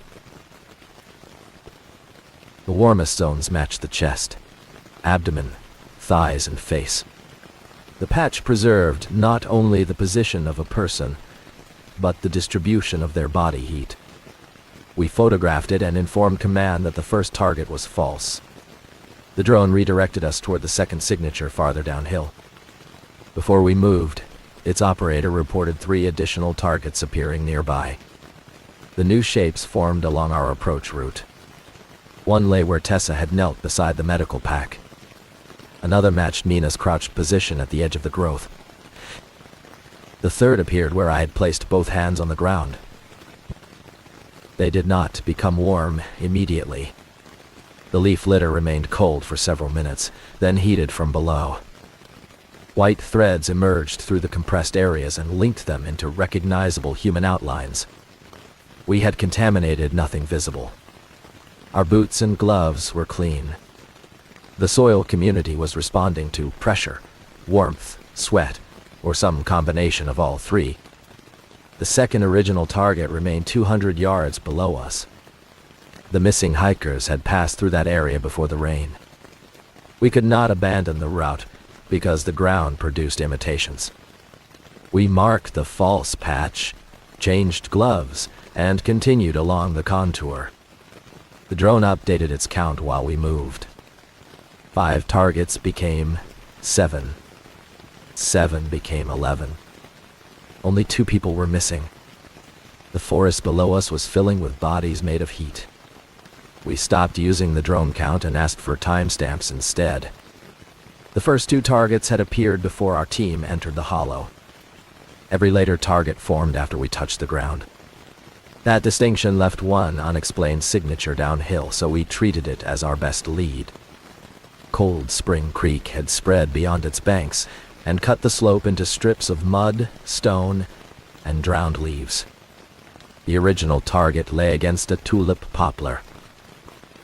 From 20 yards away, my viewer showed a seated figure with its back to the trunk and knees drawn upward. I approached on exposed roots and stones. The shape did not move, but rain sliding over it created the illusion of breathing. At 10 yards, I saw a red backpack occupying the center of the heat. Aaron Hasker's name was written beneath its clear identification sleeve. The pack was closed and upright. Wet leaves had gathered around it in the outline of shoulders, hips, and folded legs. Pale threads crossed the straps and continued into the soil. The cloth itself radiated enough heat to resemble a clothed torso. Tessa scanned the surrounding brush, while Mina took surface readings. The warmest layer was less than an inch deep. Inside the pack, spare clothing and food remained cold. Something on the fabric was generating heat while the contents absorbed almost none of it. Aaron's shoulder straps contained sweat, skin oil, and salt from earlier use. Those areas were several degrees warmer than the clean rain cover. Mina suspected the growth was consuming whatever the hiker had left behind, then spreading into compressed litter that preserved her posture.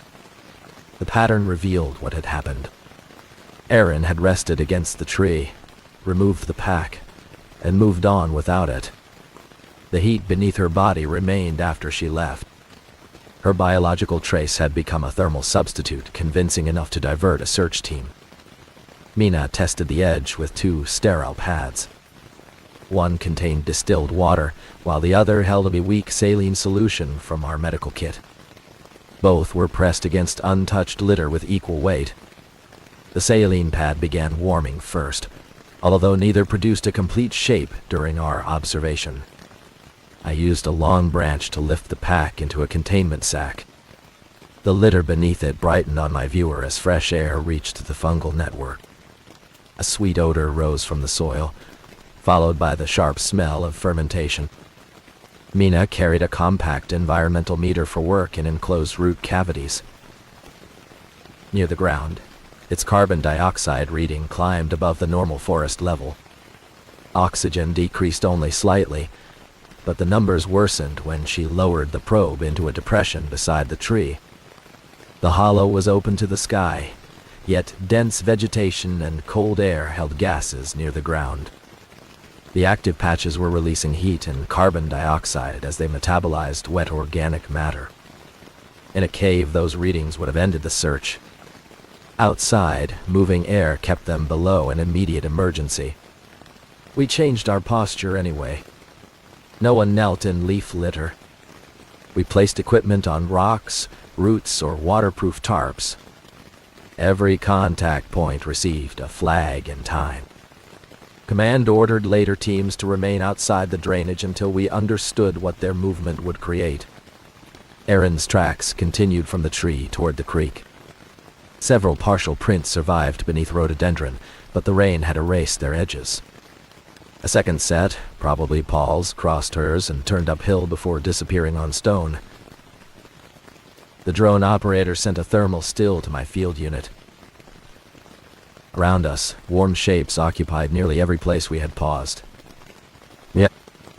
One resembled a person leaning over Aaron's pack. Another copied Tessa's stance with one knee raised. Our own movements were becoming a false history of the search. Not every warm patch was human-shaped. A deer bed glowed on the opposite bank, and a narrow band traced the body of a salamander beneath bark. Human forms dominated only because human searchers had crossed the area repeatedly and left concentrated salt on equipment and clothing. I changed the viewer from its usual bright-hot palette to a narrow temperature scale. Most rescuers search for isolated warmth against cold ground. I began searching for the opposite. If the fungus could heat a jacket, a pack, and the soil around a body, a hypothermic person might exist only as a cold interruption inside the glow. Below the empty pack, the creek bent around a shelf of bare sandstone. The surrounding leaves shone with scattered heat. In their center, a dark shape interrupted the pattern. It was too straight to be water and too large to be a fallen branch. We moved toward the cold place while the warm bodies multiplied behind us. The dark shape lay between a boulder and the creek. I saw a boot before I saw the man wearing it. Paul Hasker had wedged himself onto bare stone, covered by a rain jacket whose outer surface glowed in my viewer. His face and hands were almost the same temperature as the water. Tessa reached him by stepping through the creek. I anchored a handline upstream, then followed with the medical pack held above the current. Mina remained on the bank and monitored the air near the active litter. Paul responded to pressure but could not form useful words. His pulse was slow, his breathing shallow, and his muscles had stopped shivering. Those signs placed him beyond ordinary cold stress. Rough handling could have triggered a fatal heart rhythm, so every movement had to be controlled. The strange warmth came from his clothing, not his body. White filaments covered the shoulders and lower back of his jacket. They had spread through leaf fragments caught in the fabric, producing a warm shell around a dangerously cold core. I checked the image from several angles before touching him. Warmth disappeared when the viewer faced exposed skin, then returned over the shoulders. That reversal separated the patient from the surrounding growth and prevented us from placing heat against the wrong areas. Tessa cut away the contaminated outer layer while I kept Paul horizontal. We sealed it with Aaron's pack and replaced it with dry insulation, a vapor barrier, and chemical heat packs placed around his torso. Warmed oxygen came from the compact resuscitation unit in her medical kit. His core temperature was below the range we could safely manage in place. Evacuation had become urgent, but moving him uphill would take hours. Fog still covered the ridge, and the canopy offered no place for an aircraft to lower a hoist. Our written hypothermia protocol assumed that cold skin surrounded a cold core. Paul presented the opposite image through his outer layer. Tessa documented both readings before treatment, because later reviewers would otherwise suspect equipment failure or a transcription error. After gradual warming, Paul became coherent enough to communicate by nodding and pointing. We limited questions because speech wasted heat and effort. His gestures indicated that Aaron had continued downstream while he had turned toward higher ground. Later, at the hospital, he gave investigators a full account. The siblings had become soaked during the night. They saw warm, human-shaped areas through a consumer thermal attachment carried for wildlife photography. Believing other campers were nearby, they followed the shapes away from their planned route. Each apparent person vanished when they approached. Behind them, the places where they had rested began glowing. The attachment eventually showed figures on both sides of the creek. Paul understood they were seeing their own abandoned heat, only after Aaron's pack appeared warmer than either of them. By then, Aaron was confused and repeatedly stumbled. She left the pack because she believed it was overheating. Paul tried to guide her toward the ridge, but a flooded channel separated them. He crawled onto the sandstone after noticing that no white growth crossed the moving water. That observation had kept him alive. The fungus colonized his jacket, but bare stone prevented it from building a heated bed beneath him. It also made him nearly invisible to a search strategy tuned for warm bodies. We relayed Paul's condition and requested additional litter teams at a rocky access route, upstream. Command divided the operation. A medical group would meet us and begin carrying him out. Tessa would remain his primary medic until the transfer. Aaron could not wait for that entire process. Her track entered the lowest part of the hollow, where gas readings and thermal activity were increasing. I asked Mina to continue with me because her meter and knowledge had become essential safety equipment. Before leaving, I checked the creek for a route we could retrace. Flowing water and exposed rock formed a narrow corridor through the warm litter. We marked it with reflective tape tied above head height, never touching the ground. The drone searched downstream using the inverted scale. Its operator found dozens of cold spots, most caused by pools, stones, or rainwater. One remained different. It was a narrow void beneath a warm oval, positioned where Aaron's last footprints approached a rock cleft. We eliminated false cold spots by movement and geometry. Water changed shape between passes. Stones held stable edges and matched the terrain model. The void near the cleft remained asymmetrical, with a small protrusion reaching toward the creek like a hand. The void had no visible head, arms, or legs. On an ordinary thermal search, it would have been dismissed as wet ground.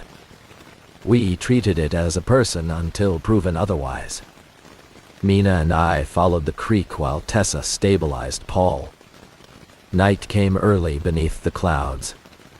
Our headlamps revealed fog between tree trunks and steam rising from the warmest patches. Every false body looked more convincing after darkness removed its surroundings. The environmental meter changed before we reached the cleft. Carbon dioxide rose whenever the trail descended into a basin of rhododendron. Both of us developed a dull pressure behind the eyes. The symptoms eased when we stood on boulders above the leaf layer. Respirators would not solve that problem because filters do not supply oxygen or remove accumulated carbon dioxide from inhaled air. We kept our faces high, worked from the creek whenever possible, and limited time in depressions. I reported each reading so command could map the hazard. The cold void lay beneath a shelf where floodwater had removed most soil. Above it, a mound of leaves radiated heat in the shape of a curled adult. The outline even included an arm extended toward the creek. I expected another empty impression. Then my light caught 3 fingertips beneath the shelf. They were pale, motionless, and partly submerged. Erin had crawled into the narrow space before losing consciousness. The warm mound above her preserved the position she had occupied moments earlier. Her rain shell was tangled in roots outside the cleft. Fungal threads coated its interior and heated the fabric. The clothing had become the visible body on thermal imaging, while Erin lay cold beneath bare rock. The opening was too narrow for a direct pull. I placed anchors around 2 boulders and rigged a low mechanical advantage system. Mina entered the creek, supported Erin's head, and cleared branches from her legs. We moved her by inches to prevent sudden strain on her heart. 1. The shelf left no room to turn her. I slid a flexible extraction sheet beneath one shoulder, then fed it along her back while Mina lifted only enough to reduce friction. Mud sealed the fabric against stone, so we used creek water to break the suction gradually. Erin had a weak pulse and no effective shivering. Water had cooled one side of her body while wet stone cooled the other. Tessa guided our treatment over the radio without leaving Paul. We removed wet layers, sealed contaminated fabric, insulated Erin, and applied heat around the torso. Mina found white growth beneath Erin's fingernails and on the knees of her trousers. It had not invaded living tissue. It adhered to mud, plant fragments, and salt left on the surface. That distinction mattered medically, but it offered little comfort in the hollow. The drone operator warned that the warm mound above us was expanding. New branches extended into the places where Mina and I had braced ourselves. Within minutes, the image displayed 3 bodies at the cleft, although only 2 rescuers and 1 patient were present. Rain intensified upstream. The creek rose across the stone corridor we had marked, forcing us to move Erin onto a litter before the current trapped us. A standard trail evacuation would have crossed the low basin, but the air there had become unsafe, and the litter itself would compress fresh organic material. The shortest route was therefore the most dangerous. It passed through knee-deep litter inside a windless bowl, exactly where the meter showed the highest readings. A tired team could enter, become slower and more confused, then create enough new activity to worsen the air around them. I studied the contour map under a dry cover. A spine of sandstone climbed from the creek toward an old logging grade. It was steep, broken, and absent from maintained trail maps. It also remained above the gas pockets and offered nearly continuous mineral ground. Command approved the route after comparing our location with historic survey data. The incoming medical team changed direction to meet us on the upper grade. No aircraft was promised. Weather, canopy, and terrain made this a ground operation from beginning to end. Mina and I secured Erin in the litter and attached sealed vapor layers beneath her insulation. We clipped our equipment to the frame so nothing touched the leaves. Then we dragged the litter into the creek, using the shallow current as our cleanest path toward the sandstone spine. The water reached our calves and pushed hard against the frame. I kept the litter angled upstream while Mina stabilized Erin's head. Each step had to land between submerged rocks without twisting the patient or dropping our packs into the current. Behind us, the abandoned rain shell continued generating heat. The mound around it became brighter than a healthy person. Had we arrived an hour later, the strongest target in the hollow would have been empty clothing above a body too cold to detect. That was when the drone operator stopped calling them targets. On the radio log, he began calling them decoys. The sandstone spine rose sharply from the creek. I built each anchor above the last, hauled the litter through short sections, then reset the system. Mina climbed beside Aaron and protected the frame from rock. Our progress averaged only a few yards each minute. Cold rain struck the exposed slope, but moving air cleared the gas from around us. The meter returned toward normal. Below, mist remained pooled beneath the rhododendron-like smoke in a sealed room. The medical group reached Paul and transferred him into a heated litter wrap. But Tessa then sent 2 rescuers toward us along the old grade. The rest began Paul's evacuation on the upstream route, where stone crossings reduced contact with contaminated soil. Erin's pulse strengthened slightly as the insulation trapped applied heat. Her temperature remained critical, and we avoided warming her arms and legs aggressively. Cold blood returning too quickly toward the heart could worsen her condition. Halfway up the spine, the rock narrowed beneath a fallen oak. Going around it required stepping into deep leaf litter. Going under it would tilt the litter beyond a safe angle. We used rope, a folding saw, and patience to remove one branch without disturbing the root mass. The delay cost us nearly half an hour. During that time, thermal images showed a warm figure forming at the base of each anchor station we had used. The positions resembled workers crouching, pulling, and kneeling beside a patient. The growth was not following us. It was consuming the trace of where we had been. That explanation remained rational, but from above it produced a procession of rescuers climbing after us. Their number increased while ours remained unchanged. The radio became difficult to interpret because the operator described positions that looked occupied. I required every transmission to identify a location by coordinates and marker color, never by the apparent person nearby. That small procedural change stopped false figures from directing our route. Mina collected one sample from a warm anchor point using a sealed corer. The soil temperature climbed after the rope was removed, not while pressure remained. Release seemed to admit oxygen into channels made by our weight, accelerating metabolism beneath the surface. That finding changed our movement. Instead of alternating between long rests and hard pulls, we kept a steady pace and never returned to a used station. The safest ground was rock we had not touched or rock already washed by flowing water. The 2 rescuers reached us near the upper grade with fresh ropes, dry gloves, and a portable warming enclosure. We did not stop for a full transfer. They clipped into the litter team, confirmed Aaron's vital signs, and continued uphill. The old grade was overgrown but nearly level. Its uphill edge had exposed bedrock, while the downhill side held deep wet leaves. We placed every foot along the rock and used the buried rail of an abandoned logging spur as a guide beneath the vegetation. Fog eliminated distant landmarks. Our compass bearings, map contours, and reflective markers kept us from drifting back toward the hollow.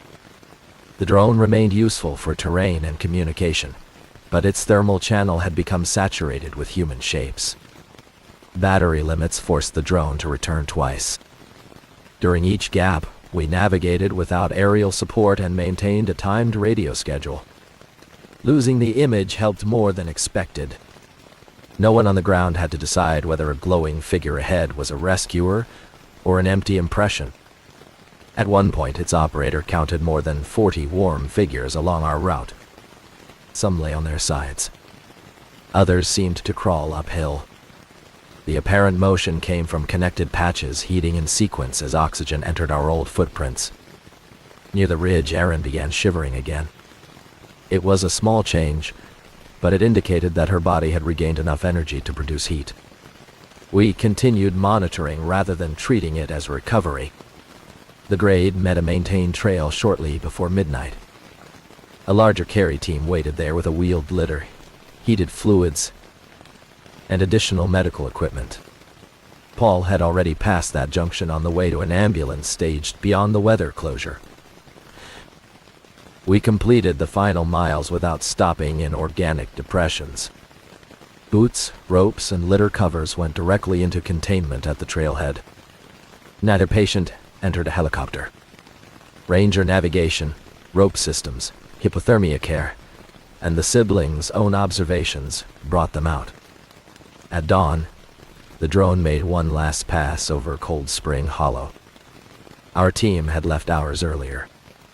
The thermal procession was still climbing the route we had taken, one abandoned contact point igniting after another. Paul and Aaron survived. Both spent several days under cardiac monitoring, and both recovered without permanent neurological injury.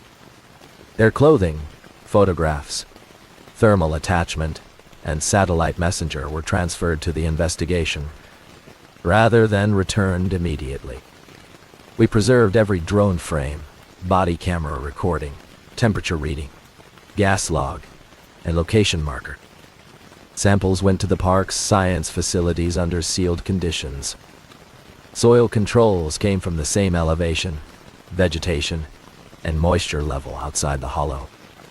The laboratory found no unknown giant fungus and no single organism that explained the event.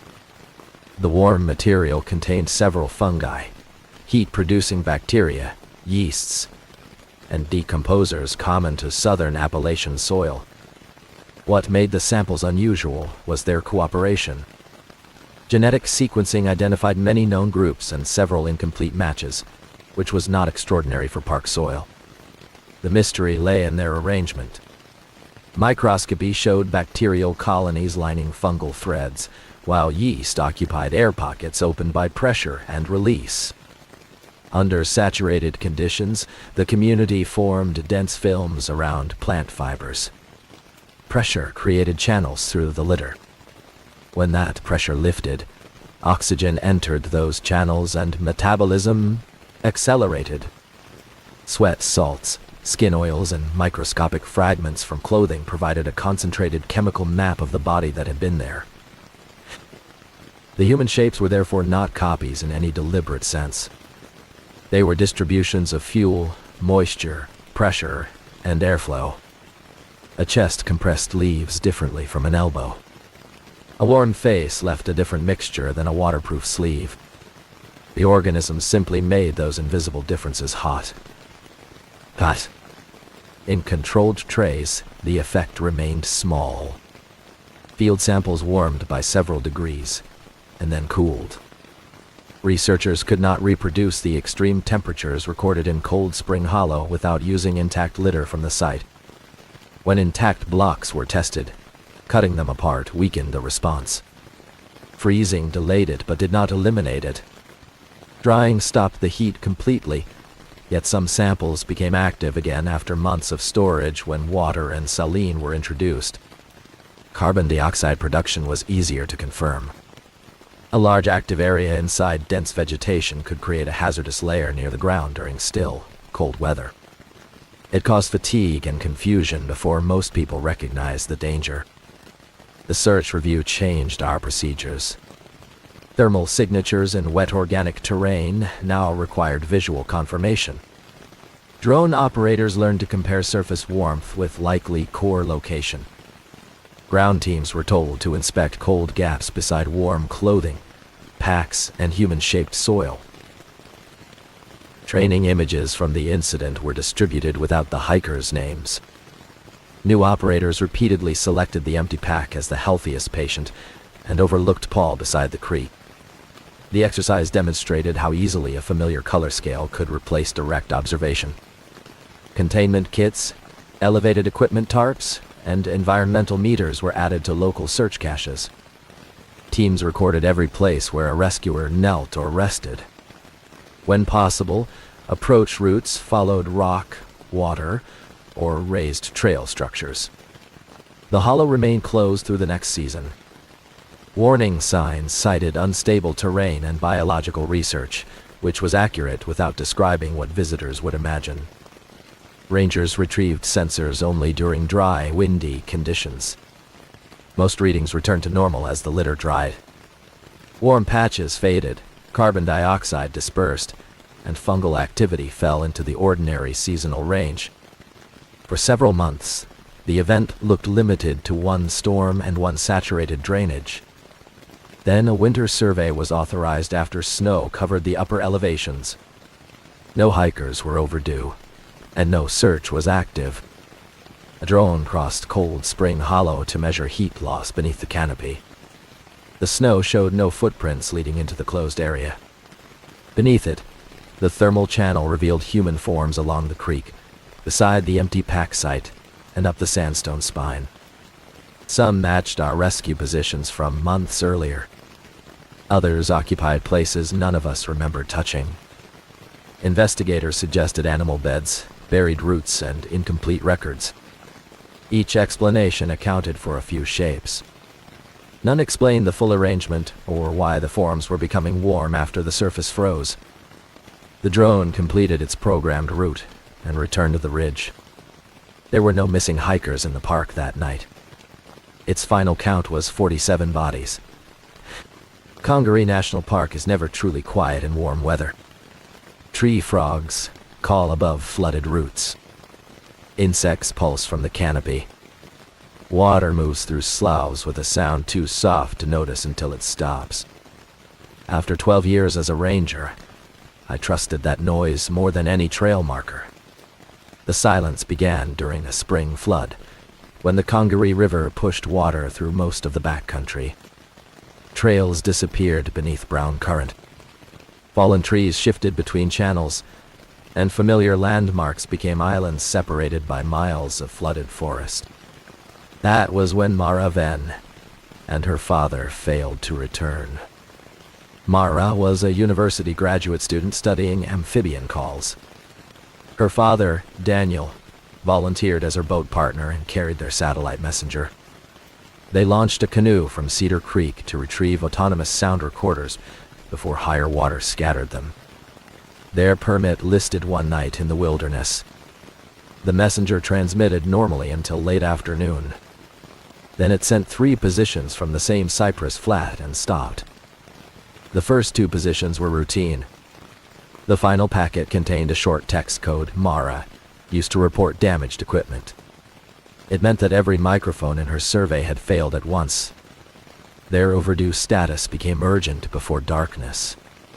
Water was still rising at upstream gauges, and cell service was unreliable throughout the wilderness.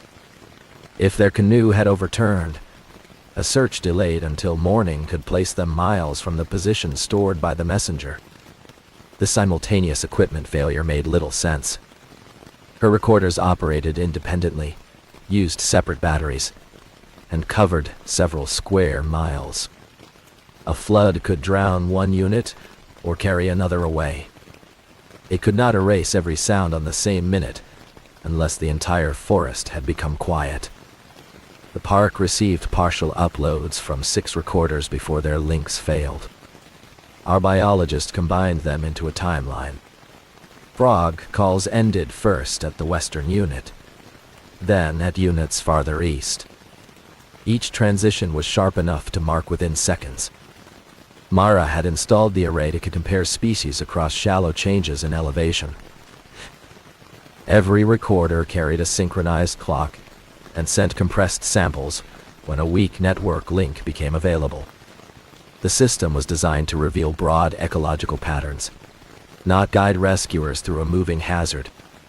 When the locations were plotted, the quiet zones formed expanding circles. Their centers did not remain fixed. They moved through the floodplain against the surface current, crossing channels and old logging traces at a slow, walking pace. I joined the night search with Ranger Lena Cho and hydrologist Elias Ward. Lena managed medical equipment and navigation. Elias worked with flood gauges and water quality instruments. I handled the canoe, rope systems, and communication with command. Before launching, we established strict turnaround rules. Any loss of coordination, unexplained headache, or meter alarm would end forward movement. We also recorded our position at fixed intervals because floodwater made every stand of trees look nearly identical after sunset. Aircraft were useless beneath the canopy, and thermal imaging showed only warm water, tree trunks, and dense vegetation. Ground teams could not hike the submerged trails safely after dark. A shallow draft canoe gave us the only practical route to Mara's final position. Floodplain navigation punishes assumptions. Water can make a narrow footpath resemble a channel and conceal fences, holes, or entire trees beneath its surface. We loaded repair material, spare paddles, and enough line to build a route even if every visible trail marker failed. Elias brought a multi-gas meter from a water quality station. Flooded organic soil can consume oxygen and release carbon dioxide, methane, and hydrogen sulfide. Those gases usually disperse outdoors. The forecast, however, called for still air and cool temperatures, conditions that could trap heavier gas close to the water. We launched before sunset and followed reflective markers above the drowned trail. Frogs called from every direction. Their overlapping voices made distance difficult to judge, but the pattern remained continuous. A silent patch would have been more obvious than a flare. Command monitored us from the visitor center and logged every transmission. The search plan relied on deliberate progress rather than speed. In a floodplain, rescuers who lose their route can become a second group of missing people before anyone realizes their positions have stopped changing. 40 minutes into the floodplain, the chorus stopped ahead of us. It did not fade. One moment the forest was deafening, and the next a perfect wall of silence stood between two rows of cypress trees. I held the canoe outside the quiet water while Elias raised the meter. Readings near our faces remained normal. When he lowered the probe beside the gunwale, oxygen decreased and carbon dioxide climbed. Hydrogen sulfide appeared in brief pulses that vanished whenever he lifted the instrument. The boundary stretched across the channel in a smooth curve. Frogs called from branches behind us, while every animal ahead remained silent. Beetles drifted on the surface with their legs folded. Small fish crowded the edge, breaking the water as if the channel beyond had become unbreathable. Mosquitoes made the border visible. They swarmed our lights outside the circle and vanished when the canoe crossed it. A few dropped onto the water without flying away. The line between nuisance and absence was sharp enough to trace with the paddle blade. We clipped the meter to an extension pole and mapped the layer before entering. The dangerous air remained within several feet of the water. Sitting low in a canoe placed our lungs inside it. We raised our seats with flotation blocks and kept our heads above the measured boundary. Elias checked the sensor against a second unit before trusting it. Both instruments changed at the same height and recovered when raised. The readings were not caused by water on the probe or a failing battery. Something real had separated the air into layers. Ordinary filter masks would have offered no protection. They could remove particles but would not supply oxygen or stop carbon dioxide. Our safest defense was height, time, and constant measurement. If the meter crossed our evacuation threshold, we would reverse course immediately. The silent zone smelled of wet earth and decaying eggs. The odor disappeared after a few minutes, but the hydrogen sulfide reading did not. Elias reminded us that losing the smell could mean sensory fatigue rather than clean air. From then on, we trusted the meter, and nothing else. Mara's Western recorder hung from a sweet gum branch above the flood. Its status light still blinked. The microphone contained no mud, insects, or visible damage. It had recorded silence because silence had actually reached it. Her canoe appeared farther east, tied to a bald cypress with a proper river hitch. One paddle remained secured beneath the seat. The other was missing. Their dry bag, sampling case, and emergency beacon were inside. Daniel would not have abandoned that equipment without reason. 2 wet handprints marked the trunk above the knot. The lower print was broad, while the higher one was smaller. Both continued upward toward a broken branch. Bark had been scraped where someone climbed from the canoe onto the tree. Their departure had been controlled rather than panicked. The painter line was secured above the expected flood rise, and the emergency pack had been opened carefully. They took one headlamp, the first aid pouch, and Mara's field notebook before climbing away. We found Mara's boot marks on a fallen log behind the cypress. Daniel's larger prints followed. The log led toward an old earthen mound built before the park existed, one of several raised places people had once used during floods. Between us and the mound, the water looked motionless. The gas meter showed the opposite. Concentrations rose in bands, each followed by a brief recovery. Something beneath the flood was releasing pockets of bad air in a repeating sequence. The frog chorus resumed behind us. Calls began at the outer edge and moved inward, restoring sound to places the silent circle had crossed. Ahead, a new line of frogs stopped calling one tree at a time. Small bubbles appeared beneath the quiet water and traveled sideways before breaking the surface. Their movement ignored floating leaves and current. Whatever pushed them was following a hidden structure in the soil rather than the flooded landscape we could see. The quiet zone was moving. Mara and Daniel had left their canoe to escape it on foot, and we had just paddled into the same current of air. We left our canoe tethered above the waterline and followed the fallen log. Lena moved first, testing every section with the remaining paddle. Floodwater hid breaks beneath the bark. A single rotten step could drop us into water deep enough to place our faces inside the gas layer. The boot marks ended where the log divided. One set continued toward the mound. The smaller prints turned onto a branch that had rolled during the flood. Mara and Daniel had separated there, perhaps when the moving wood forced them in opposite directions. We followed Daniel because his route remained visible. Frogs occupied branches above us in unnatural numbers. Several species shared the same narrow limbs without calling. They had climbed beyond their normal positions, using height for the same reason we had raised our canoe seats. The earthen mound rose only a few feet above the flood, but that difference mattered.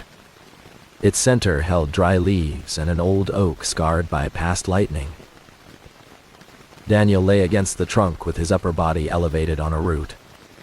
His field notebook rested under one hand. Water had ruined most pages, but the last dry sheet contained a rough series of rings and arrows.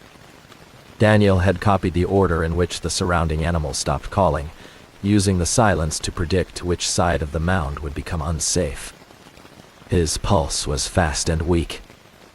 He breathed without waking, and his skin showed no major injury.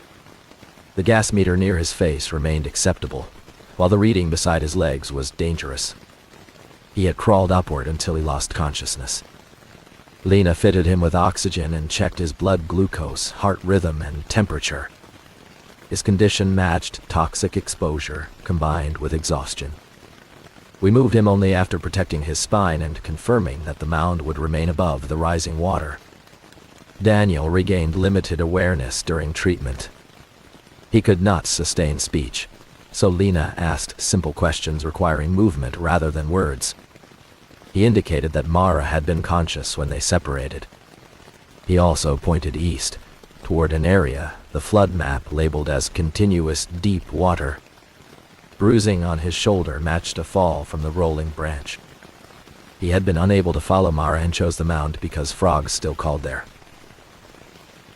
His decision was not accidental. He had reached the highest breathable ground available before the next ring surrounded it. The missing paddle explained her route. Mara had used it to test submerged ground and balance on logs. A line of fresh scratches crossed trees above the water, each made by an aluminum blade. Those marks continued beyond the place where her boot prints vanished. Command sent a second boat team to receive Daniel, but they could not cross the first silent boundary safely. We returned him to our canoe using a rope traverse, and kept his head above the measured layer. Lena paddled him west while Elias and I continued after Mara. Lena timed her departure with the chorus returning behind the gas front. The receiving crew approached along the same recovering air, met her outside the worst readings, and transferred Daniel onto a raised platform between their boats. No rescuer entered the low layer without a meter. Before separating, we divided the instruments. Lena took the medical oxygen and one gas meter. Elias kept a second sensor used for confined sampling. I carried rope, a compact medical kit, and the acoustic receiver linked to Mara's recorders. The receiver showed that sound had returned near her canoe. Farther east, 3 recorders remained silent. One unit briefly captured frogs again, but only within a narrow interval before the quiet closed around it from both sides. Mara's scratch marks crossed that interval at the same time. By matching recorder clocks with the satellite positions, we estimated how quickly she had moved. She was injured or exhausted, but still progressing when the last position failed. That pattern changed our understanding. The gas was not spreading like a single cloud. Separate fronts were traveling through buried channels and joining around raised ground. Mara could be standing inside a shrinking island of breathable air. Elias and I moved along the scratch marks, staying on logs whenever possible. The floodplain appeared flat, yet inches of elevation determined whether air remained safe. Cypress knees became useful landmarks. Their exposed height revealed subtle ridges hidden beneath the water. The silence deepened as darkness settled. We no longer heard the search boat behind us or insects above. Even splashing sounded muffled because nothing answered it. Our headlamps reflected thousands of animal eyes clustered in the highest branches. At the next recorder, the meter alarmed near my chest. Cooling air had thickened the hazardous layer. We climbed onto a leaning oak and waited while a faint breeze passed through the canopy. Readings improved for less than a minute, then worsened again. My first symptom was not breathlessness. I became irritated by the slow pace and wanted to descend without checking the probe. That impulse violated our plan. Recognizing it as possible exposure, I remained on the branch until my judgment and the readings improved. Retreating along our route would not guarantee safety. The nearest recorder behind us had gone silent a second time, showing that another front had crossed our path. The old mound holding Daniel was now surrounded by high readings from every direction. We marked safe trees with lighted tabs above the measured layer. Every tab represented a place where we could stop, clip in, and reassess without standing in the water. The route became a chain of elevated islands rather than a conventional search line. Elias compared the sequence with historic maps stored on his tablet. Logging crews had cut narrow ditches through the floodplain and built temporary tracks from timber. Sediment later buried them, but floodwater still moved through their remains beneath the visible surface. Organic material had accumulated inside those buried corridors for generations. Rising water compressed the trapped air and decay gases. As pressure shifted, the mixture escaped through root channels, animal burrows, and broken soil in traveling pulses. That process explained the bands, but not their smooth, circular edges. Natural leaks should have produced irregular patches shaped by wind and terrain. The acoustic plots showed arcs so clean that several recorders stopped within the same second. The vertical pattern was equally strange. Frogs high in the canopy stopped with those near the water, although the meter showed clean air around them. The animals reacted before gas reached their positions, as if another signal traveled ahead of the chemical layer. A metallic mark appeared on a tupelo trunk at shoulder height. More marks formed a descending line toward an old bridge abutment hidden among trees. Mara had used the paddle to pull herself along as the gas rose. The abutment was a block of brick and stone left from a logging tramway. Only its upper surface remained dry. Mara lay there with her jacket pulled over her face, one arm wrapped around the paddle. 3 frogs sat motionless on her back. Her notebook was clipped inside the jacket. The final page recorded the circles tightening around the abutment, and noted that the frogs returned after each front passed. Even while impaired, she had identified the same narrow opportunity we would later use for escape. Air at the top of the block contained enough oxygen, but carbon dioxide increased along its sides. The entire structure stood inside a silent ring. Bubbles rose from the water in a nearly perfect circle around it. I anchored a line to a high branch and crossed above the water, using the submerged tramway as footing. Mara breathed slowly and responded to pain. I attached a rescue harness without lowering her head, then signaled Elias to tension the line. We had found her alive. The route out had disappeared, and the ring of bubbles was tightening around the only breathable stone in the forest. Mara needed oxygen, but Lena had taken our main cylinder with Daniel. The compact kit held only a small emergency bottle. I placed the mask over Mara's face and used the lowest effective flow while checking her pulse and mental response. Her breathing improved, although she did not wake fully. Elias lowered the sensor from his tree. The gas layer climbed each side of the abutment, then dropped without warning. Bubbles stopped at the same moment. Frogs began calling somewhere west of us, first as isolated notes, and then as a continuous chorus. The silent circle had passed over the stone rather than closing forever. Air behind its inner boundary recovered quickly. That gave us a possible route, but only if we crossed immediately behind the moving front. Going ahead of it would place us inside the highest concentrations. Mara's recorders could show the trailing edge better than our eyes. I connected the receiver to the nearest units and arranged their signals by distance. Each time frogs resumed at one recorder, we marked a section of recently cleared air on the map. ... Radio traffic used recorder names and coordinates rather than descriptions of trees. In that flooded forest, directions based on appearance were almost worthless. Command repeated our route back to us after every update, catching one position error before it sent the receiving team into a closed channel. The safe corridor lasted only minutes. A later gas pulse could refill it from another buried ditch. We needed a route that combined the recovered air with elevation and moving water. Elias located an old tramway bed leading towards Cedar Creek, where current would disrupt any layer near the surface.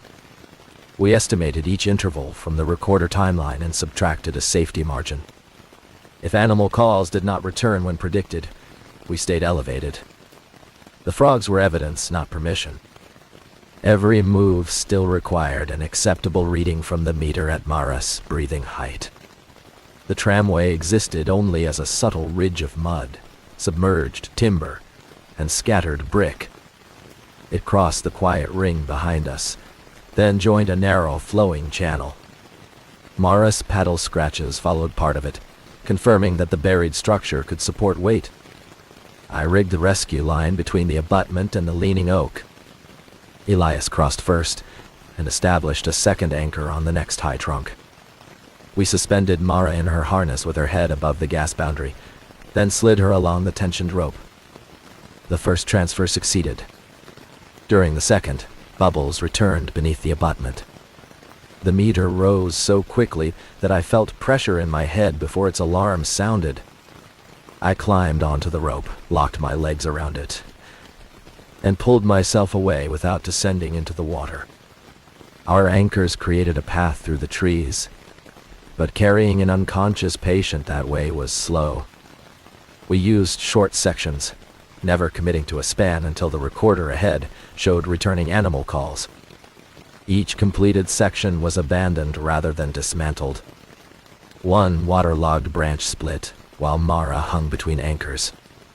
The backup line took her weight before she dropped into the gas layer.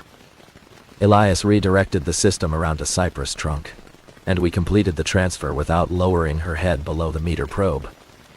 The forest behind us resumed its chorus. The sound did not feel comforting. It followed at the same measured pace as the bubbles, marking a cleared zone that could close again. Ahead, silence waited across every direction except a thin path north. Elias became unsteady while setting an anchor. His meter showed acceptable oxygen near his face, yet carbon dioxide had risen inside a pocket trapped beneath the tree canopy. I moved him onto a higher branch and used the remaining oxygen until his coordination returned. That treatment consumed most of Mara's supply. Waiting was no longer possible. I attached her harness directly to mine, descended onto the tramway ridge, and used the paddle blade to test each step. Elias followed on a parallel line where the trees allowed it. The ridge led through chest-deep floodwater. Mara remained horizontal on a floating rescue mat, but I kept her face elevated and covered from spray. We advanced behind the returning frog calls, using the sound as a moving boundary between recovering air and the next release. I tested the current with strips of survey tape tied to the paddle. No railroads. Where the tape hung motionless, gas accumulated and the meter climbed. Where it streamed sideways, moving water and disturbed air kept the route usable. That simple check extended our warning beyond the sensor's immediate reach. A break in the tramway forced us toward lower ground. The gas meter worsened at once. Then I felt a steady pull against my legs. A narrow channel crossed beneath the brown surface, carrying fresh floodwater toward Cedar Creek. We turned into that current and released the rope. Flowing water disturbed the gas layer, mixing it upward where it could disperse. Frogs called from both banks. For the first time since leaving the canoe, the meter remained stable at every height. The channel delivered us to Lena's second boat team shortly before dawn. They transferred Mara without lowering her into the silent air and paddled against the edge of the current. We reached the landing through open water, using poles to avoid submerged debris and never returning to the drowned trail. At the landing, every rope, jacket, and instrument was sealed for testing. Medical staff continued oxygen while documenting the level at which each patient had been found. Those details later proved that elevation, not distance from the source, determined who remained conscious. Daniel and Mara were transported by road because fog still covered the forest. Both were treated for hypoxia and hydrogen sulfide exposure. Daniel recovered quickly. Mara required longer respiratory support, but left the hospital without lasting injury several days later. The investigation preserved more evidence than most wilderness incidents provide.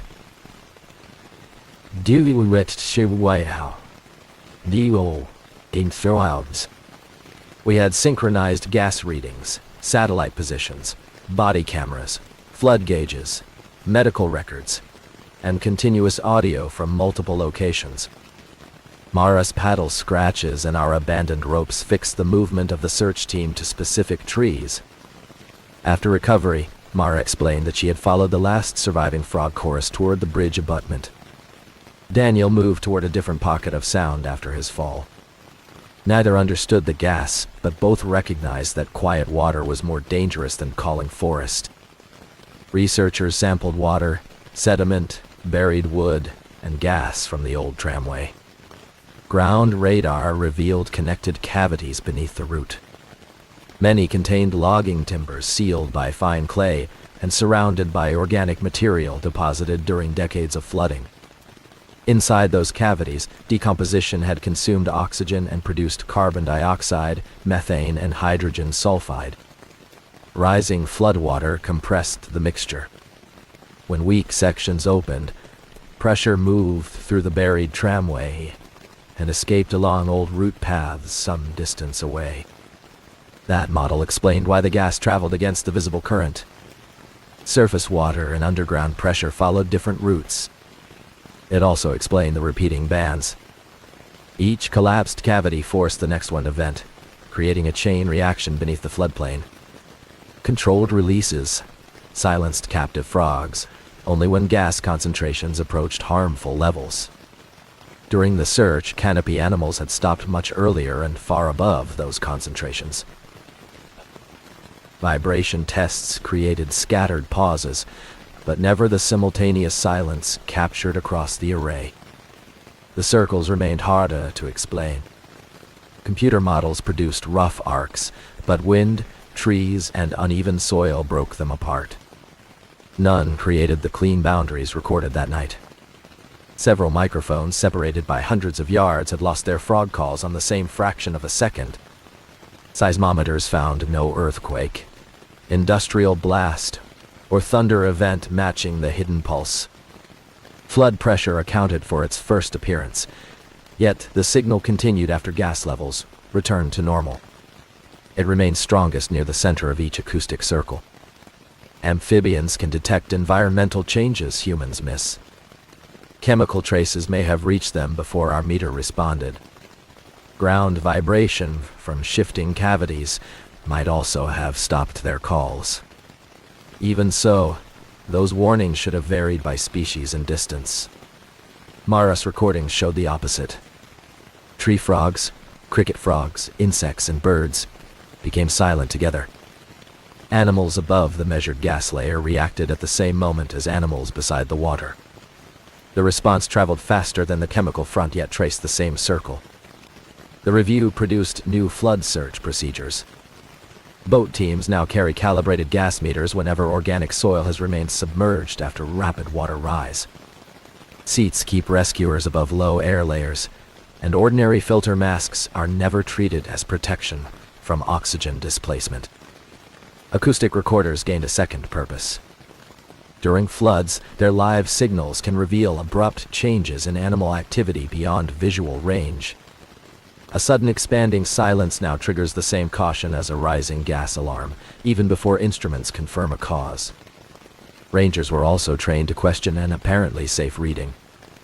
A probe held above a layered hazard can miss what surrounds a seated paddler or fallen patient. Measurements now begin near the surface and continue upward, building a vertical profile before anyone enters. The old tramway area was closed and marked for long-term monitoring.